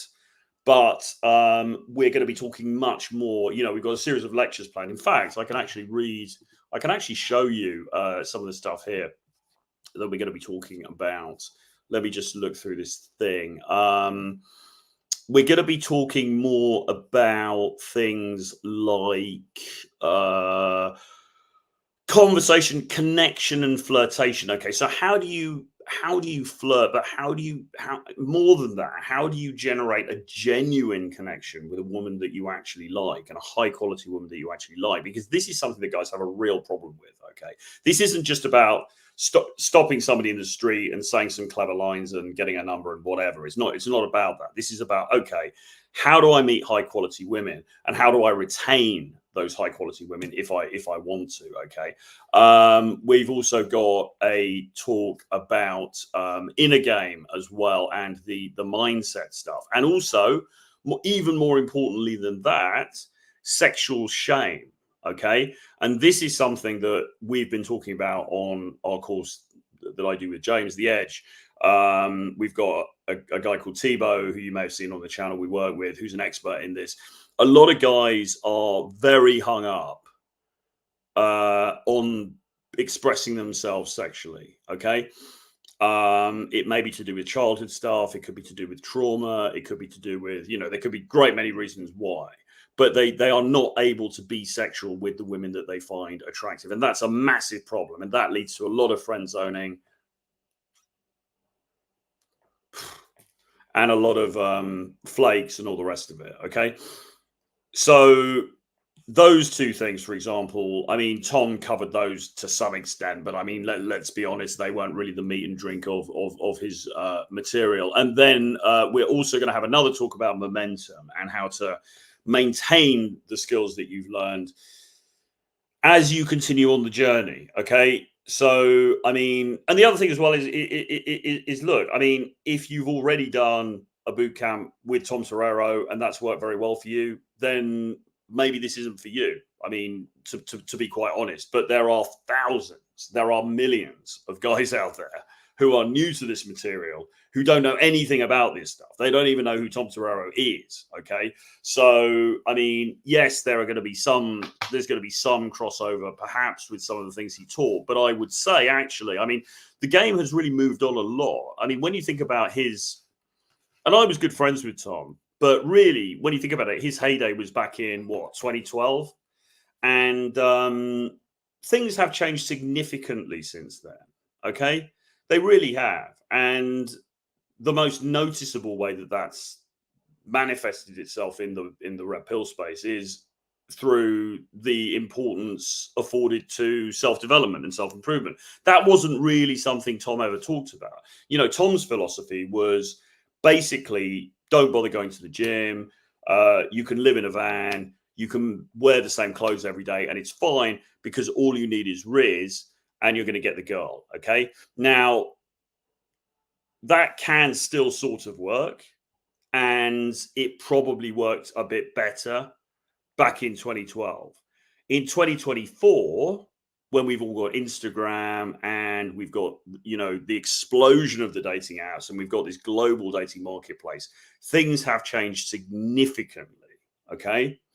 And so I would say that we're going to be covering that, which is different. And we're also going to be covering a lot more of the internal mindset stuff, which is also supremely important. Okay. Now, Tom, to be fair, did refer to this, you know, in his final book. I think it was called Below the Belt, you know, talking about transforming from the, you know, the nice guy to the bad boy and all that kind of stuff. But we go into it much more deeply on a much more psychological level. Okay. And we really look at it almost from a sort of I don't want to say counseling sort of side, because we're not qualified in that way. But I mean, we're really trying to get inside guys' heads and help them with this stuff, because you'd really be surprised. I mean, the people that come to us for help, right? You would think people have this idea they're these crazed incels who are just completely hopeless and they can't have a conversation and they're very unattractive looking and whatever. It's often not like that. A lot of the guys that we get, you know, they're well paid. They have good jobs. They might have their own companies. They're successful. They can be socially adept in certain situations, and it all goes to shit as soon as they meet an attractive 23-year-old girl. Why is that? Well, it's more to do with their mental attitude about themselves and about the women they're dealing with than it is about things like technique or how to do a front stop or any of that. So the material is substantially different. Okay. And yes, while we are going to cover day game, it's much more about the mental side of things rather than technique, because in my view, technique is sort of technique is kind of overrated, I think, really. You know, basically, the better a specimen you are, then the less game you need. All right. You don't need to be an expert game person. You can make every mistake under the sun. If you are, you know, top tier in a lot of the important metrics that women are looking for, and they're not necessarily the obvious things you think, but if you present as top tier, then game is, you know, like knowing some cool lines, knowing some funny things to say, stuff like that. You need it less, and that's really what we're trying to instill in people. This is about transformation. This isn't about some techniques. This isn't about some, you know, 12, 13, 14, 15-year-old kind of ideas about how to do a stop and how to have a conversation in the street. This is very much about becoming your own man, being authentic, building authentic relationships, be they short-term or long-term, and being able to foster genuine connections with other human beings and basically with women, which is obviously what we're talking about here. So that would be my answer. But I would encourage you to have a look at the website that I put it in the chat. It'll be in the description underneath. Have a look and see what you think. Hi, Troy. I think if you want more viewers on YouTube for engagement from Twitter, IG, you can cover the screen on Twitter, which says come at YouTube while streaming itself to toggle between the platforms. Oh, okay. How do you do that? Let me just have a quick look. I don't know how you I don't quite know what you mean by that. Is there a way to so this okay, I need to have a look at that separately. That's some kind of technical thing. I'm not quite sure how that works, but that's interesting. Anthony Pence, London guy here. Girls often assume I'm a player when dating because of my aesthetic, strong character, social circle. Do I tone this down in early dating or own it?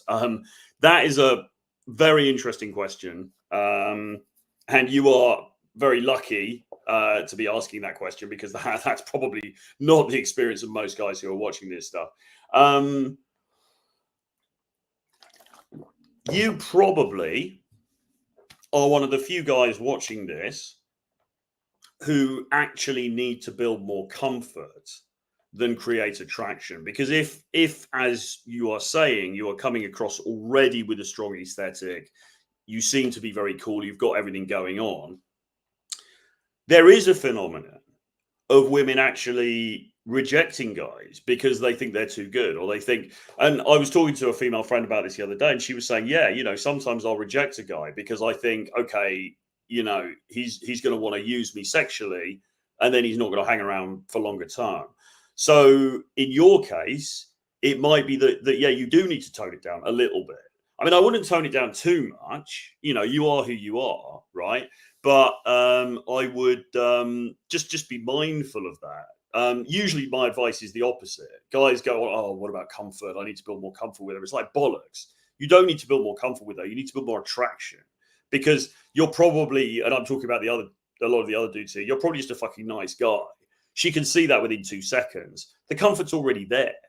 The old mystery thing, you need 7 hours to build comfort or whatever. Absolute bollocks. You can build comfort in about 2 seconds, right?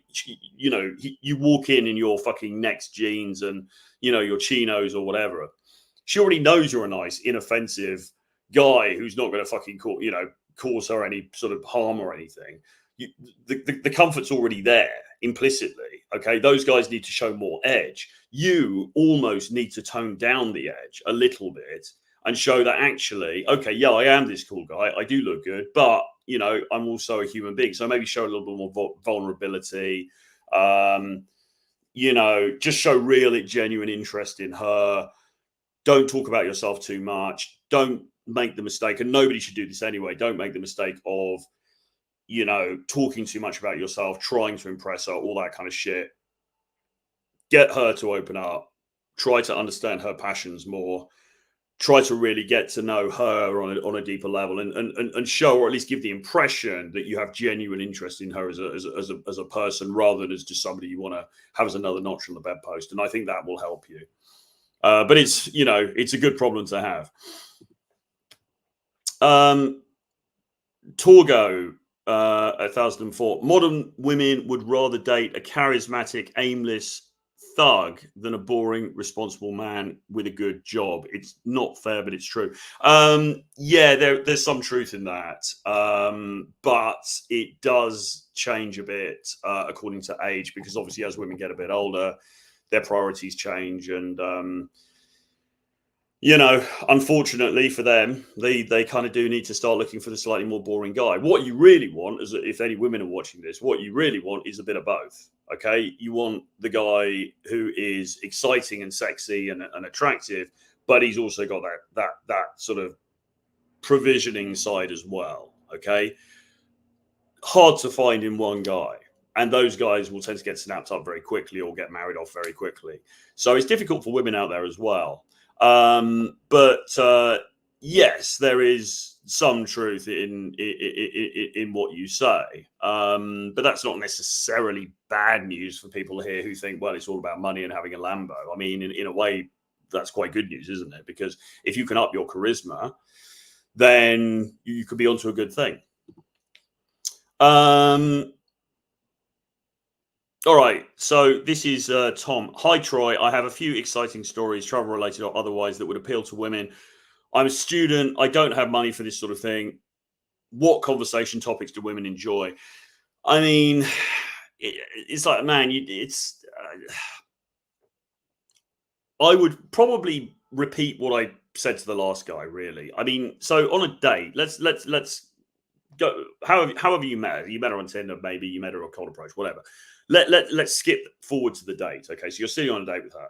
You want to make sure 80% of the conversation wants to be about her, not about you. So you don't want to be sitting there going, oh yeah, and then I became the president of the company, and now I'm the CEO, and then we sold the company, and I made so many billions on the IPO, and all of this bullshit, right?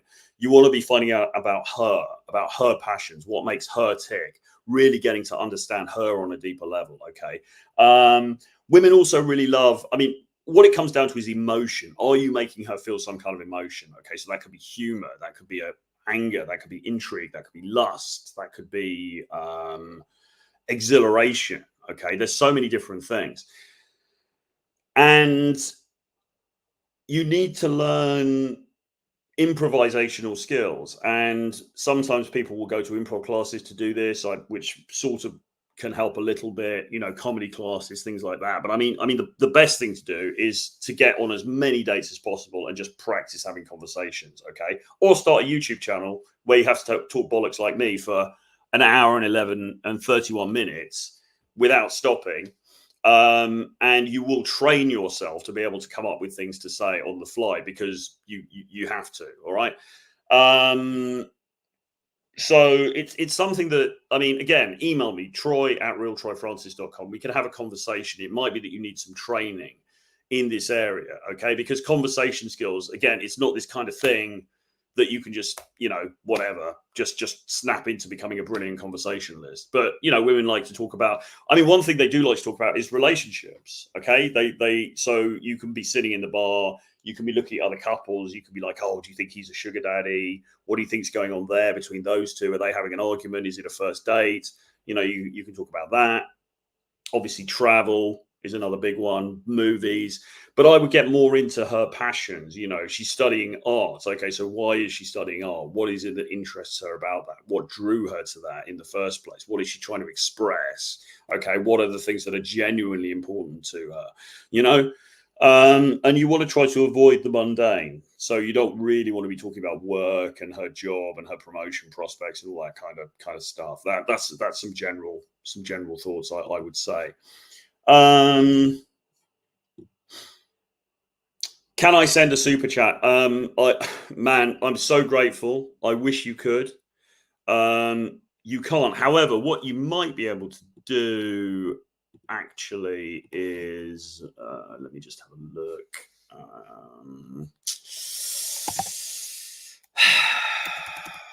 Oh, damn. Streamlabs.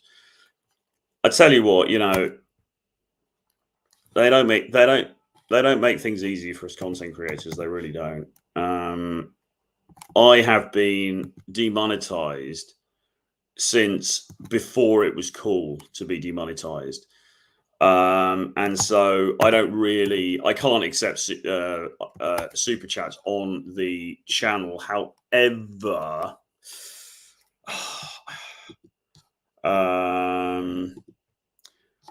I'll tell you what I'll do. I'll put in my PayPal, okay? And if anyone wants to give a super chat via PayPal, then do that, and I'll be very grateful. But obviously, you don't have to.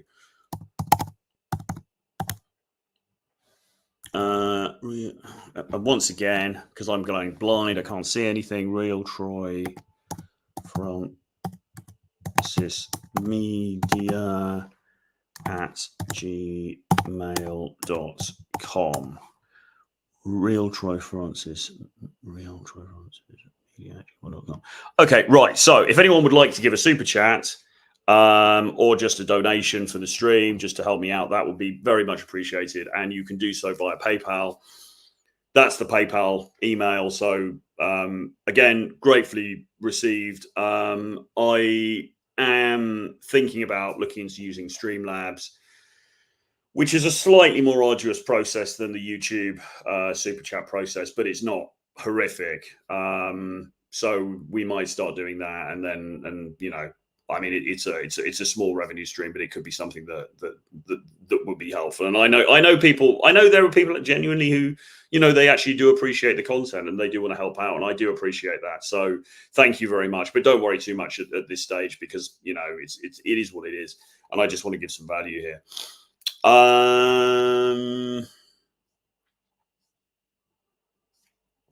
right.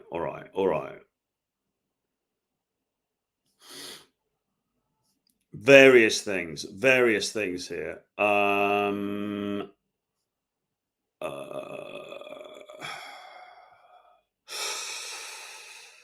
Yeah.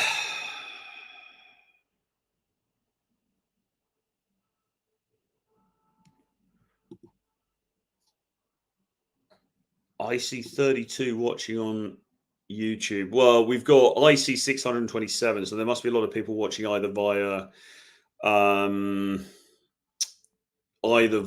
X or via Instagram, but there are a lot of people watching, and sometimes it doesn't update very well on. What's really weird about YouTube as well is I get this live report. It says, right, there's 600 people watching, okay, and then you look at the fucking figures on YouTube, and it's like 28 or something. So I don't really understand the disparity. As I say, I think a lot of people are watching on X, which is fine, or that, I mean, there's some sort of I don't fully understand how YouTube calculates whether it's live viewers or I don't know what. I mean, it doesn't really matter. There's quite a few of us in here, so it's all good. We're going to be here all night. There's so many questions, so many comments here.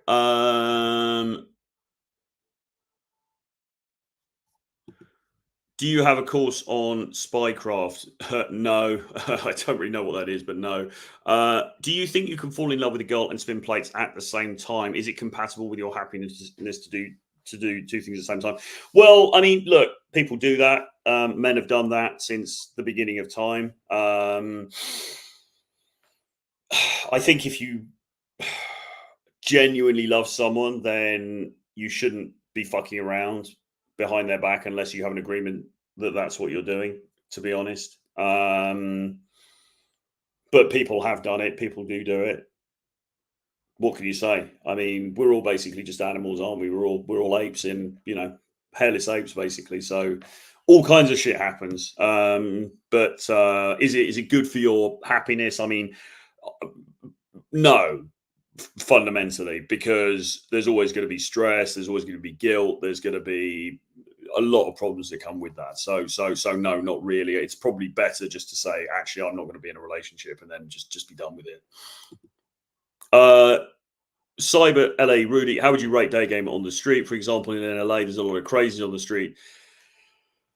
Doesn't this make it more of a challenge? Well, I mean, not really, because I mean, there's a lot of crazies on the street in London as well. And I mean, you know, if you present well, if you look good and you're well dressed and you know you speak well and everything else, you obviously distinguish yourself from those people pretty quickly. So I don't think that's a huge problem, to be honest.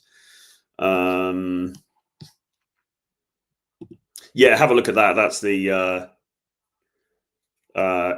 datingbootcamp.card, CAARD.co. Have a look at that for the event that's happening in late July in London.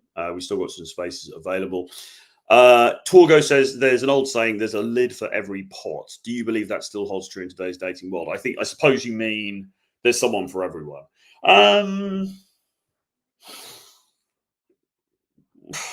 Yeah, I don't know, man. I mean, here's the thing, right? We talk this stuff up massively online, okay? Like you've got, and I'm guilty of this, and everybody else in the space.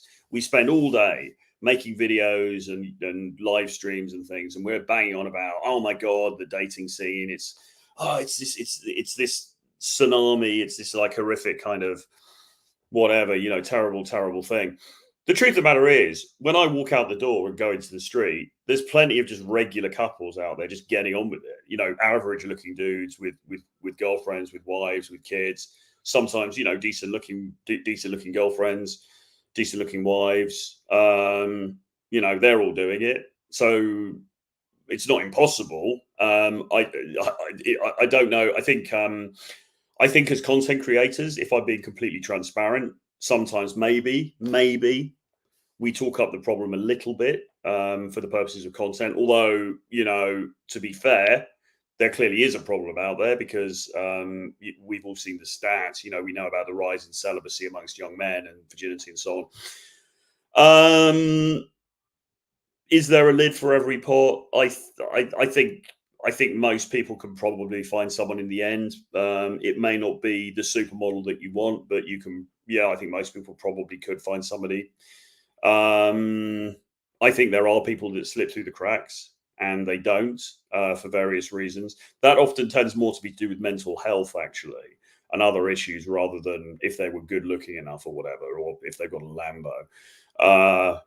So, I don't think it's all doom and gloom quite yet out there, to be honest. You can always get an AI girlfriend anyway. I mean, less trouble. Yeah, we talked about the super chat thing. Troy, all right, music legend. Troy, do you think it's worth sacrificing 28 to 32 to focus on business and purpose, then date when I have more resources available? Age-old question. You want to be doing a bit of both, really. Because the problem is that you get a lot of people who will focus on,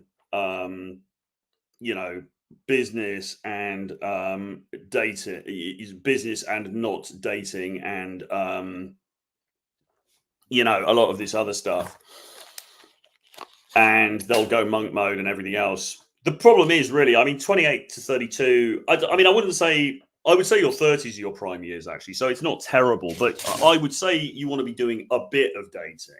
You might not want to be making it your main thing. Like, I wasted my entire 20s being a degenerate fuck, basically going around trying to have, sleep with lots of people and drinking a lot and doing drugs and all this kind of stuff. And fundamentally, it was a complete waste of time. What I should have done was,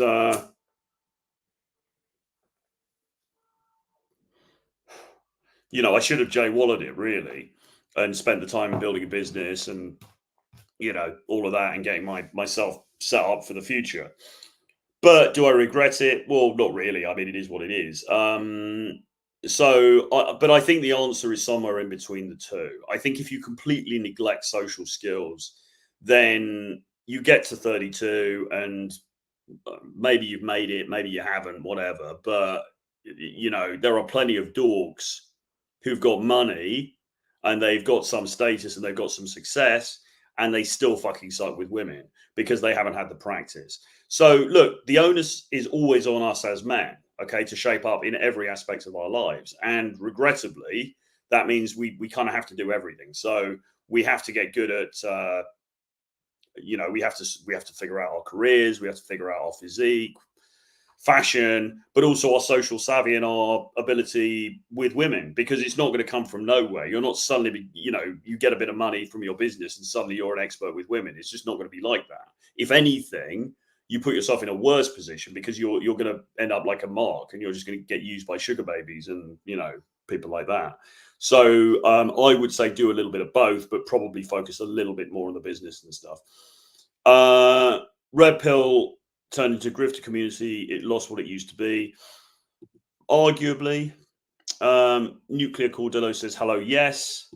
And he says, hi, Troy. Hey, Troy, just stopping by to say hi. Thank you. Good to see you, man. Very good to see you.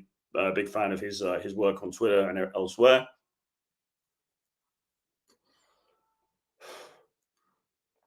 RJ Flores says, I think it's often better to move to a completely new city and start fresh with different, more outgoing behaviors, as staying in your home city can become very stagnant.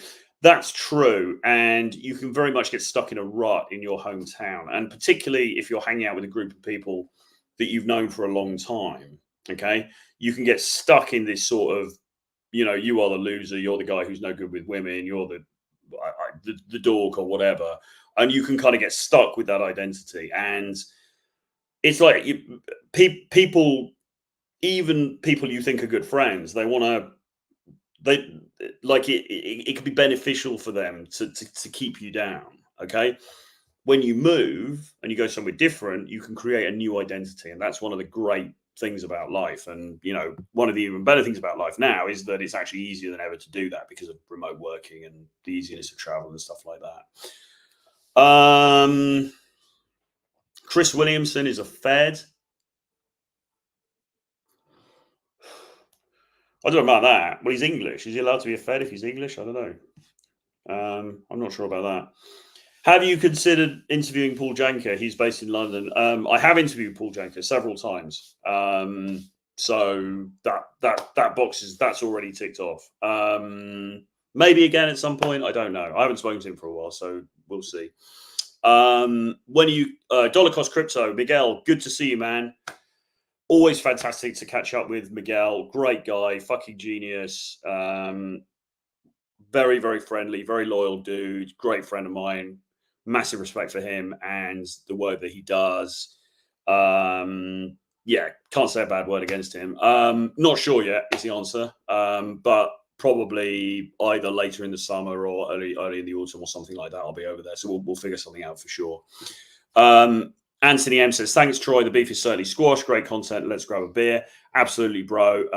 Glad to hear that, man. And, well, we've said our piece now. So, good stuff, man.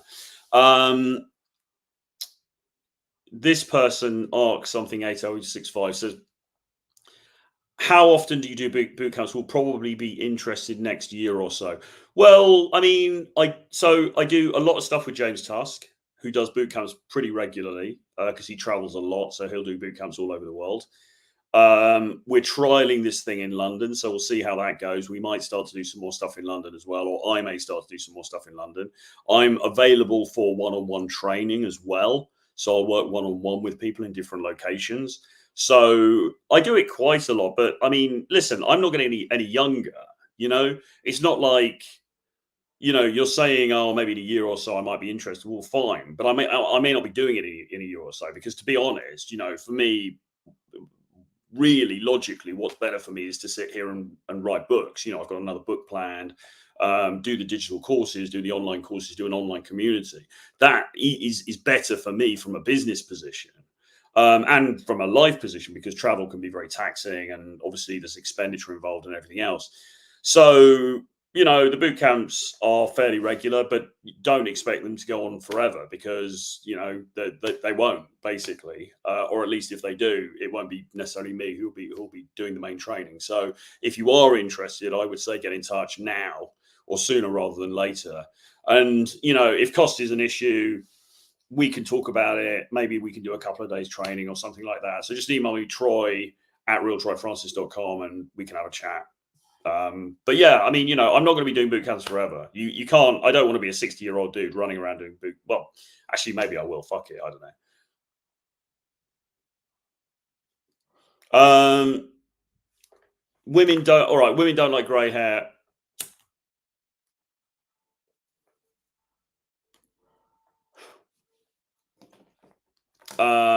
Unless you're Clooney or Connery, and dyeing won't work because if you age late 30s or 40s, they will know you dyed hair. Well, yeah, maybe. I don't know. Possibly. I know some pretty cool fucking motherfuckers with grey hair who do very well. And I'm not sure that dyeing, if the dyeing is done well, I mean, people sometimes ask me if I dye my hair. Well, I don't. But I'm 50, right? So people might assume I dye my hair. I don't. It's not as a natural assumption. So if you get a good dye, I'm not talking about just going down to the local chemist and doing a shit one. If you get it done professionally, I don't think it's necessarily the problem that you're suggesting. True burning desire is something only young Chad gets. Everyone else is just hypergamy. Or I'm not even going to get into this conversation because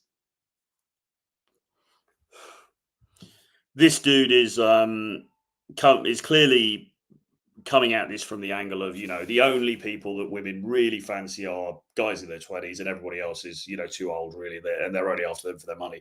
It's bollocks. It's not true. Most men actually come into their own sexually and become more desirable in their 30s, and sometimes even in their 40s. Now, I would say my 30s, I was significantly more successful in dating in my 30s than I was in my 20s. In my 20s, I was quite baby-faced. My features were less defined. I looked less masculine. I'm not claiming to be the fucking Wes Watson now, but I look less masculine, perhaps. I came into my own in my 30s. I believe, more attractive. And even my 40s,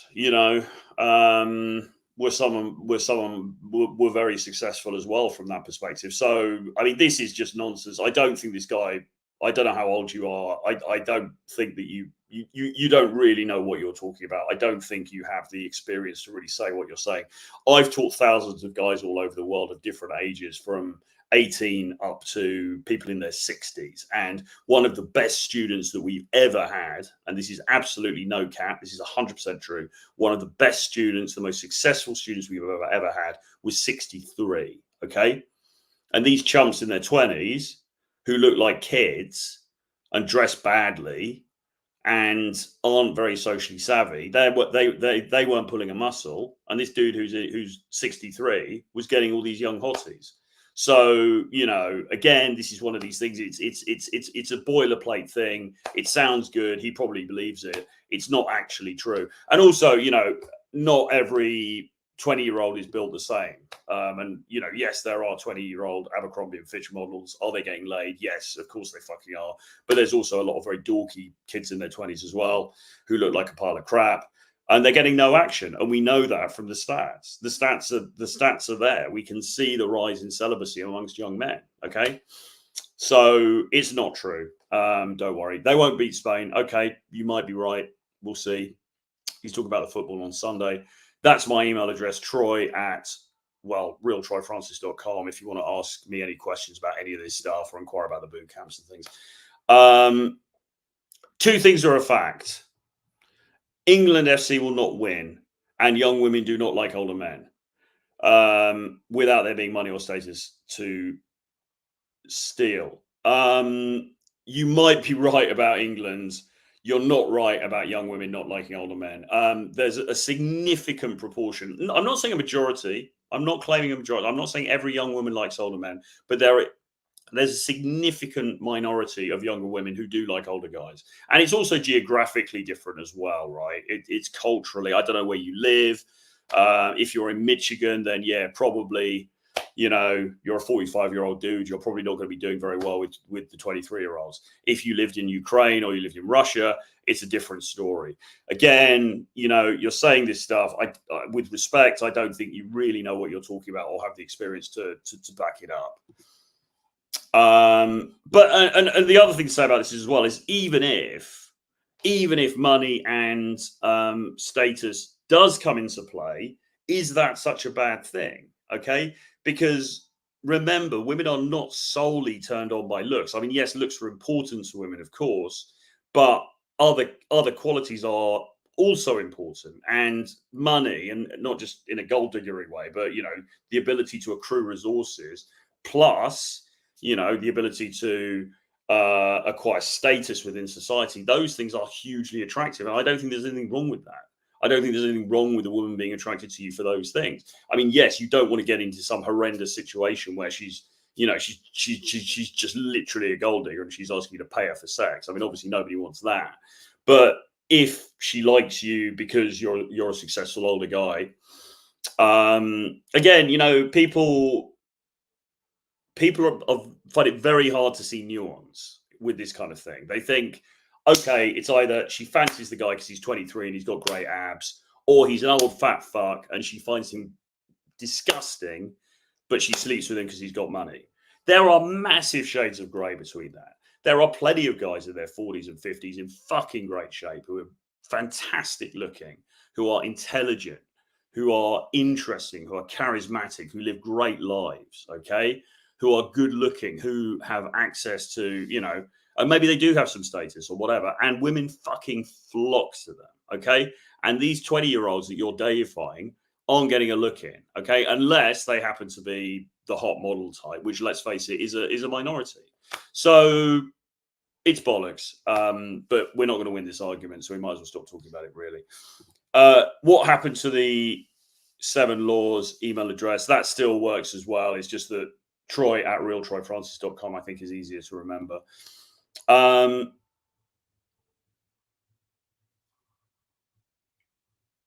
Max Pause. Can a man still kill it and be a player in the West in his 30s to late 30s like he did aged 18 to 25? Yes. Similar question to what we were just talking about. As I've often said, I mean, in many ways, 39 was one of my most prolific years in terms of dating. 39, right? The end of my 30s. Okay. I was doing better than I was as a 23-year-old or a 24-year-old. Okay. Take from that what you will, right? I wasn't a trillionaire. I didn't have a Bugatti. I didn't have a 6-pack. You know, I wasn't hugely rich or anything like that. I didn't have massive status. I was doing better. Okay. So yes, they can, is the answer. And I'm nothing special, right? I'm just some guy, right? So, you know, if you take whatever I am and then you multiply that, then the possibilities are endless. England to lose on penalties. Maybe. I hope not. You know, it would be great to see them win, but like, who knows? I think it's going to be a very difficult game.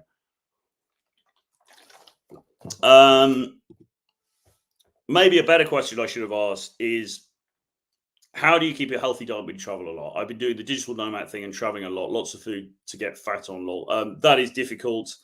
I personally try to go for a sort of dirty keto type thing. So I will buy meats, even processed meats, maybe even cheese, and not carbs and not crisps, and try to avoid chocolate and stuff like that, and eat that. Okay.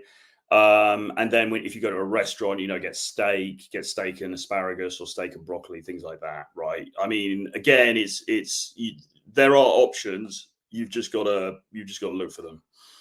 Basically, 666. We've got 666 people in here now, so we need 666 likes. And please do subscribe to the YouTube channel as well. It would really help me out, because I do want to grow the channel. It's so much easier to be consistent with the gym when you have a gym that you constantly go to. You're constantly flying around and finding new gyms, and healthy food is hard. Maybe I should just travel less.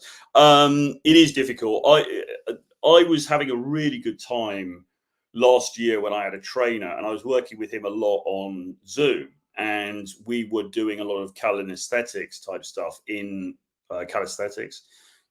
just in the hotel room. So I didn't even need to go to the gym, and we were doing these workouts, and they were fucking hard. And that worked really well for me. And then I was just eating a very protein heavy diet. You can even go to things like Shake Shack and get a burger, and instead of having a bun, have lettuce, right? Things like that, right? You know, you just want to up the protein, lower the carbs, keep the sugar low, keep the alcohol low. It's doable. It's not easy, but it's doable. Geez, tough audience. Lots of neg comments. Some, yeah.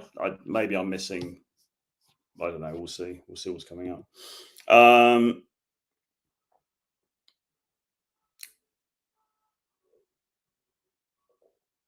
Okay. So, right. Okay. I think this is about posting YouTube onto Twitter again. 29 watching on YouTube, 500 watching on X, but 6 likes and 1 comment only.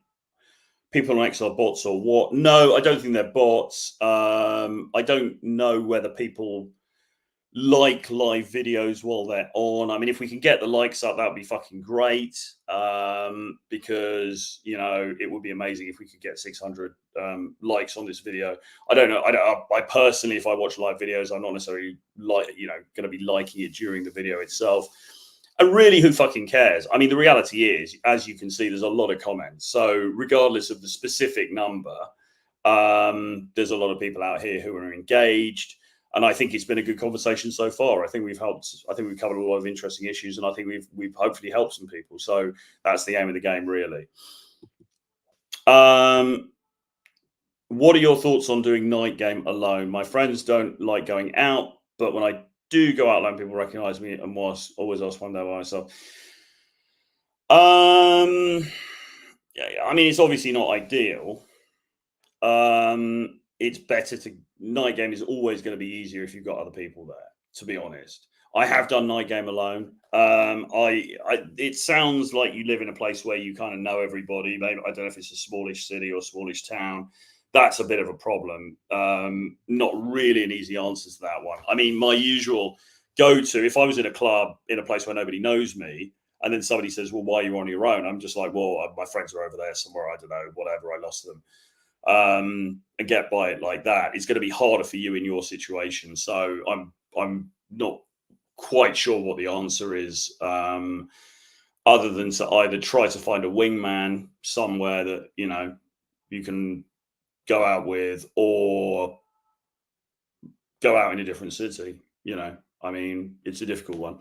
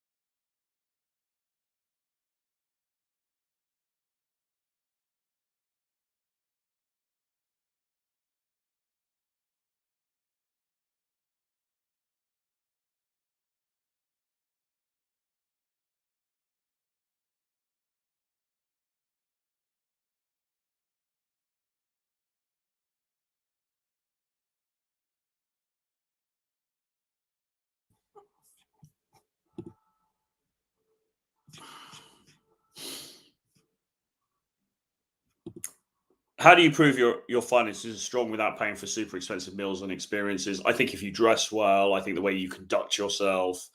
Um, some people like to wear expensive watches and things like that, if you can afford that. I think it's more about, I mean, I like to wear very classic, well cut clothes. I think that gives a certain impression. I'm certainly not sitting there showing her, like, what was that girl? Fucking Sophia Franklin. I'm not going to be showing her my bank account before we go on the date, but I think I give a certain impression. I'm not necessarily paying for dinner, but I will probably take her to quite a nice bar, maybe a nice hotel lounge or something like that. So she kind of gets the idea without me having to be avert about it. Why do you watch yourself on the camera when blowing smoke? Ha ha ha. Well, I'm kind of watching myself on the camera all the time anyway. Troy, can you give a perspective on the current market, pros and cons? I need to get through these last questions quite quickly now because it's getting quite late. And that is a massive question. The pros are that it's probably one of the best times to be a single guy ever in the history of the world, because there's so much opportunity out there. Travel is easy and cheap. We've got the connectivity of the internet, etc. The cons are that women have a fuckload of options and there's a lot of competition. Okay, so I would say that sums it up.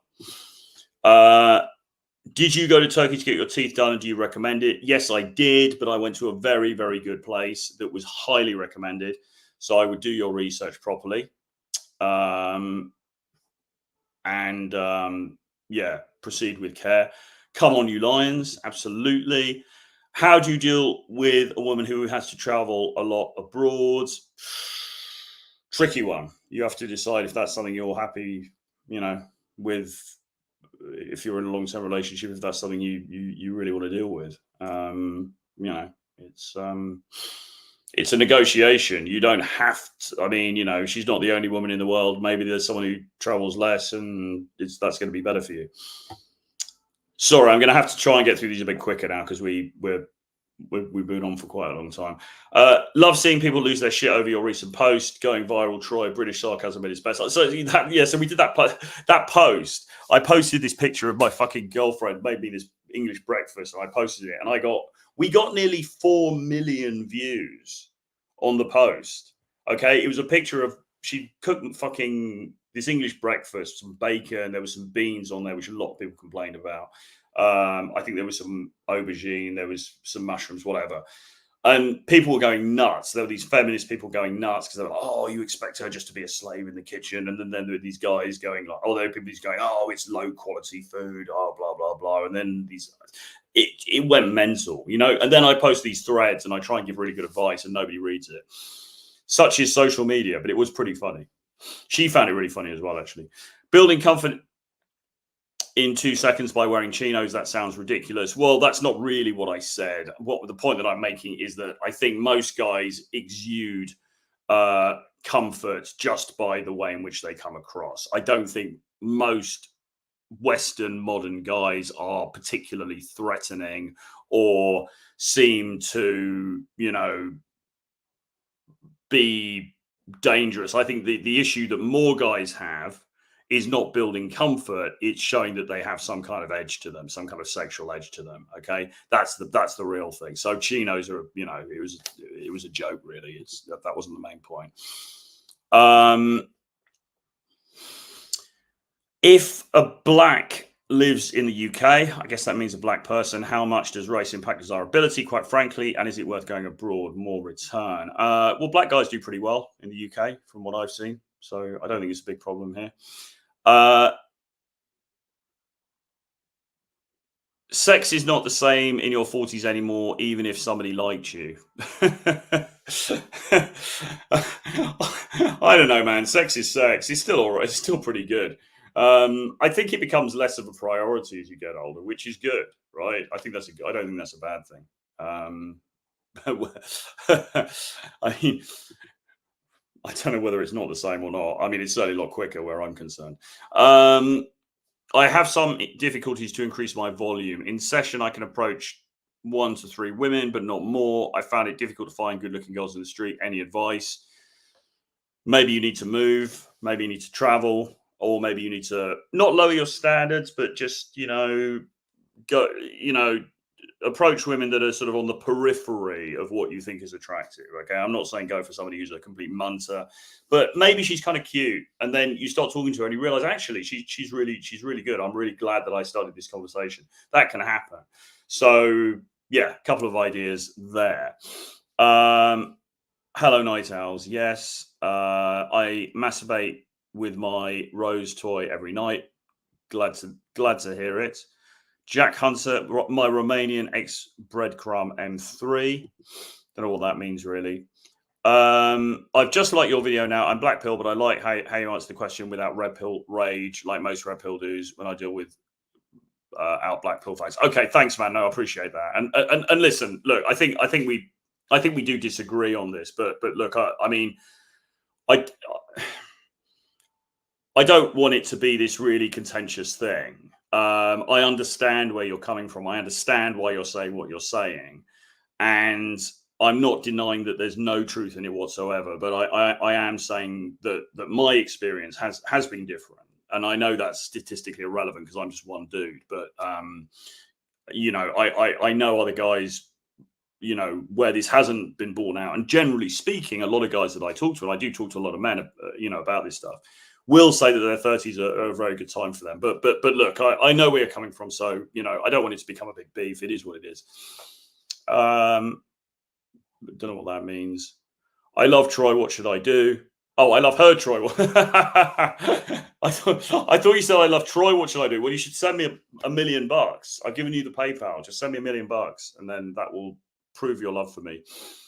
Do you believe Corey Wayne's prediction that men who know what they're doing can be 3% of men of the population, even with women's ridiculous options available to them?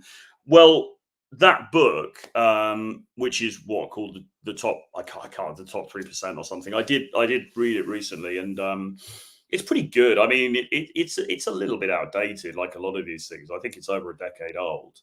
I don't think it's as hard as people think to get into. I mean, I don't know about the top 3% because who are we including in that? David Beckham, like fucking Lil Wayne. I mean, the top 3% is pretty extreme, but I don't think it's as hard as people think to be a bit better than the average competition. And really that's all you need for practical purposes. So I wouldn't worry about it too much. Overall thoughts on marriage today, Troy? Seems more complicated. Well, it's certainly not without risk, and it's certainly something you need to consider very, very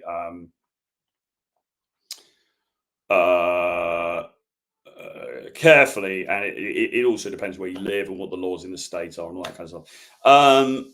And he's talking about the post about the breakfast. It's because you said a high value woman. Well, I mean, she's a high value woman, and she made me a breakfast. It was a nice thing to do. It was just it was a throwaway post. It wasn't, I know it sounded like I was capping a little bit, and that's what pisses people off because they're like, oh, I've got this high value woman, blah blah blah, and but it was.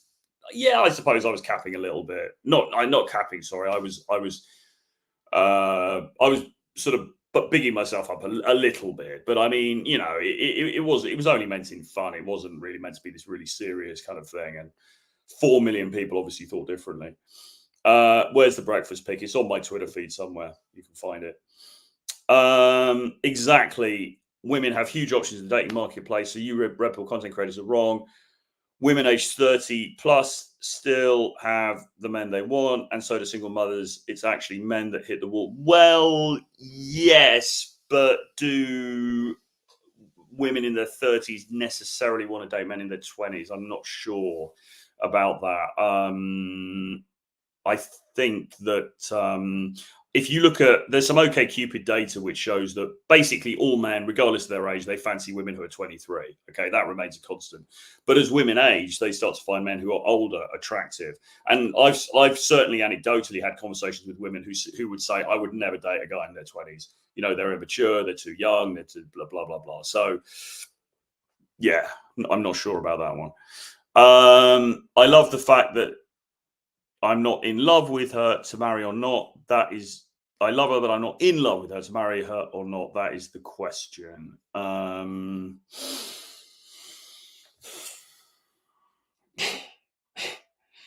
why? I mean, why are you choosing? Why are you thinking about getting married if you're not in love with her? I mean, then you get into the whole question of what is marriage for? Now, in some cultures, marriage is effectively a business contract, right? It's not really necessarily about romantic love. It's about, okay, we want to raise a family together, we want to have a house together, we want to do these things. And this is why in India, for example, arranged marriages can often work quite well. Because the people, when they first meet, they're not necessarily madly in love. It's not a love marriage, it's an arranged marriage. But they have certain objectives and it works. And often they end up being in love or certainly having a great fondness for one another. So the question really is, why are you thinking? It's probably because she's pressuring you and you're not sure what to do. If that's the case, I would say no, don't marry her. But if it's more like you want to have a certain lifestyle and you think she ticks those boxes, I'd still probably say no. But I mean, I'm coming at it more from a love angle, so I don't know, bro. It's a decision you have to make, really. I would certainly. I mean, look, marriage is a huge commitment. Not something to do lightly, and I certainly wouldn't do it if you're somewhat uncertain about the person you're considering doing it with. I love you too, Troy. Thank you, man. I look forward to receiving that $1 million via PayPal. And then Bo3 says, question: if you got blocked by the person that rejected you before, what does that mean? It means she's not fucking interested, bro. Leave her alone. Never speak to her again. Don't try and contact her. Don't stalk her socials. Well, you can't anyway because she's blocked you. And find somebody else to engage with. Anyway, look, it's now 12:30 at night, and I need to get my beauty suit because I've got some stuff on tomorrow. I'm going to be filming with James. We've got some stuff coming up. So we're going to cut this one off for now. I think it's been pretty good. Thanks ever so much for all the questions. Thanks everybody for tuning in. If you watch this on the replay, thank you as well. As I say, we do have a boot camp coming up in London at the end of July. Okay, last weekend of July. I would urge you to have a look at the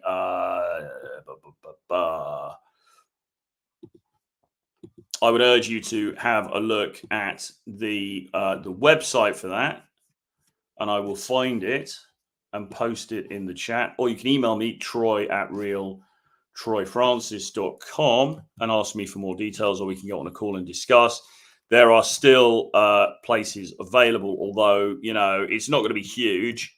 It's going to be a few people, so we will be keeping the numbers pretty tight. But if you want to apply, get in touch. It's meant really to be aimed at more sort of intermediate to advanced people, really. Okay, it's not so much a beginner's, right, this is how you do an approach, this is how you get over approach anxiety. It's meant to be more for people who are a little bit beyond that.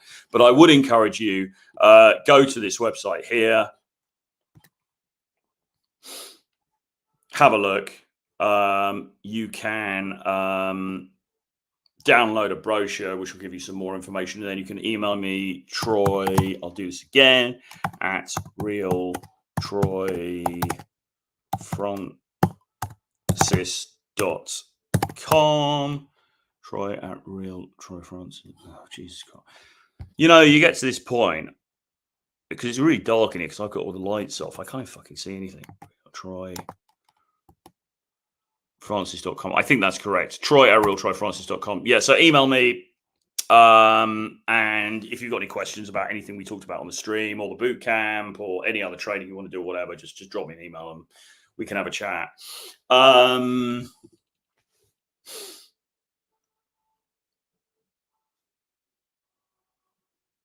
Oh, this is a lady. Good to see you, I believe. Hi, Troy. I live in the UK and I noticed that men stare at me but never approach, especially white guys. Any advice? I'm female, by the way. Well, I mean, look, to be fair, we're all terrified out of our wits by the very draconian nature of the UK now, where any form of and this is not something I totally believe, by the way, because I think it's still fine to go and have a conversation. But I mean, a lot of guys are very concerned about, you know, being seen as being creepy or being seen as being invasive or whatever. Okay, and I think that culture has increased over the past few years, and I think it's probably just gonna get worse. So the best thing that you can do is give them as much signals as you can. You know, smile at them. Like if he looks at you, then smile. You know, or keep that eye contact, or look away and then look back, right? And try and indicate. And you know, I mean, Matthew Hussey talks about dropping the handkerchief, which is the old thing that Victorian ladies used to do, where she'd accidentally drop her handkerchief, and then the guy had to pick it up, and then he'd be like, "Oh, madam," and then it was an excuse to start a conversation. So, if you see somebody you really like and they're looking at you, I would at least, you know, smile at them and give them what we might call an approach invitation. Okay, there's no guarantee that he's going to come and approach you, because he still might not, but you want to make it clear that you want to try to show that if he did, you would be open to that. Okay, because, and particularly, I don't know where you live, but particularly in big cities like London, you know, women can be quite guarded, understandably so, and so they don't necessarily give those signals. And on top of that, and men are also, you know, they find approaching nerve-wracking anyway. And on top of that, there's also now all of this propaganda about, oh, if a guy approaches, he's a predator and all this kind of stuff, which obviously isn't the case in 99.9% of cases. But you know, that's got into the public psyche as well. So that would be my advice. Again, if you want to have a bit more of a chat about it, you can drop me an email, Troy@realtroyfrancis.com, and I can give you some pointers. Anyway, we have to end it there, sadly. Let's just see if there's anything finally on. Yeah, okay. We're going to end it there. Thanks everybody for tuning in. I will see you guys again very soon. Make sure you subscribe to the YouTube channel. That will really, really help me out. Thank you so much.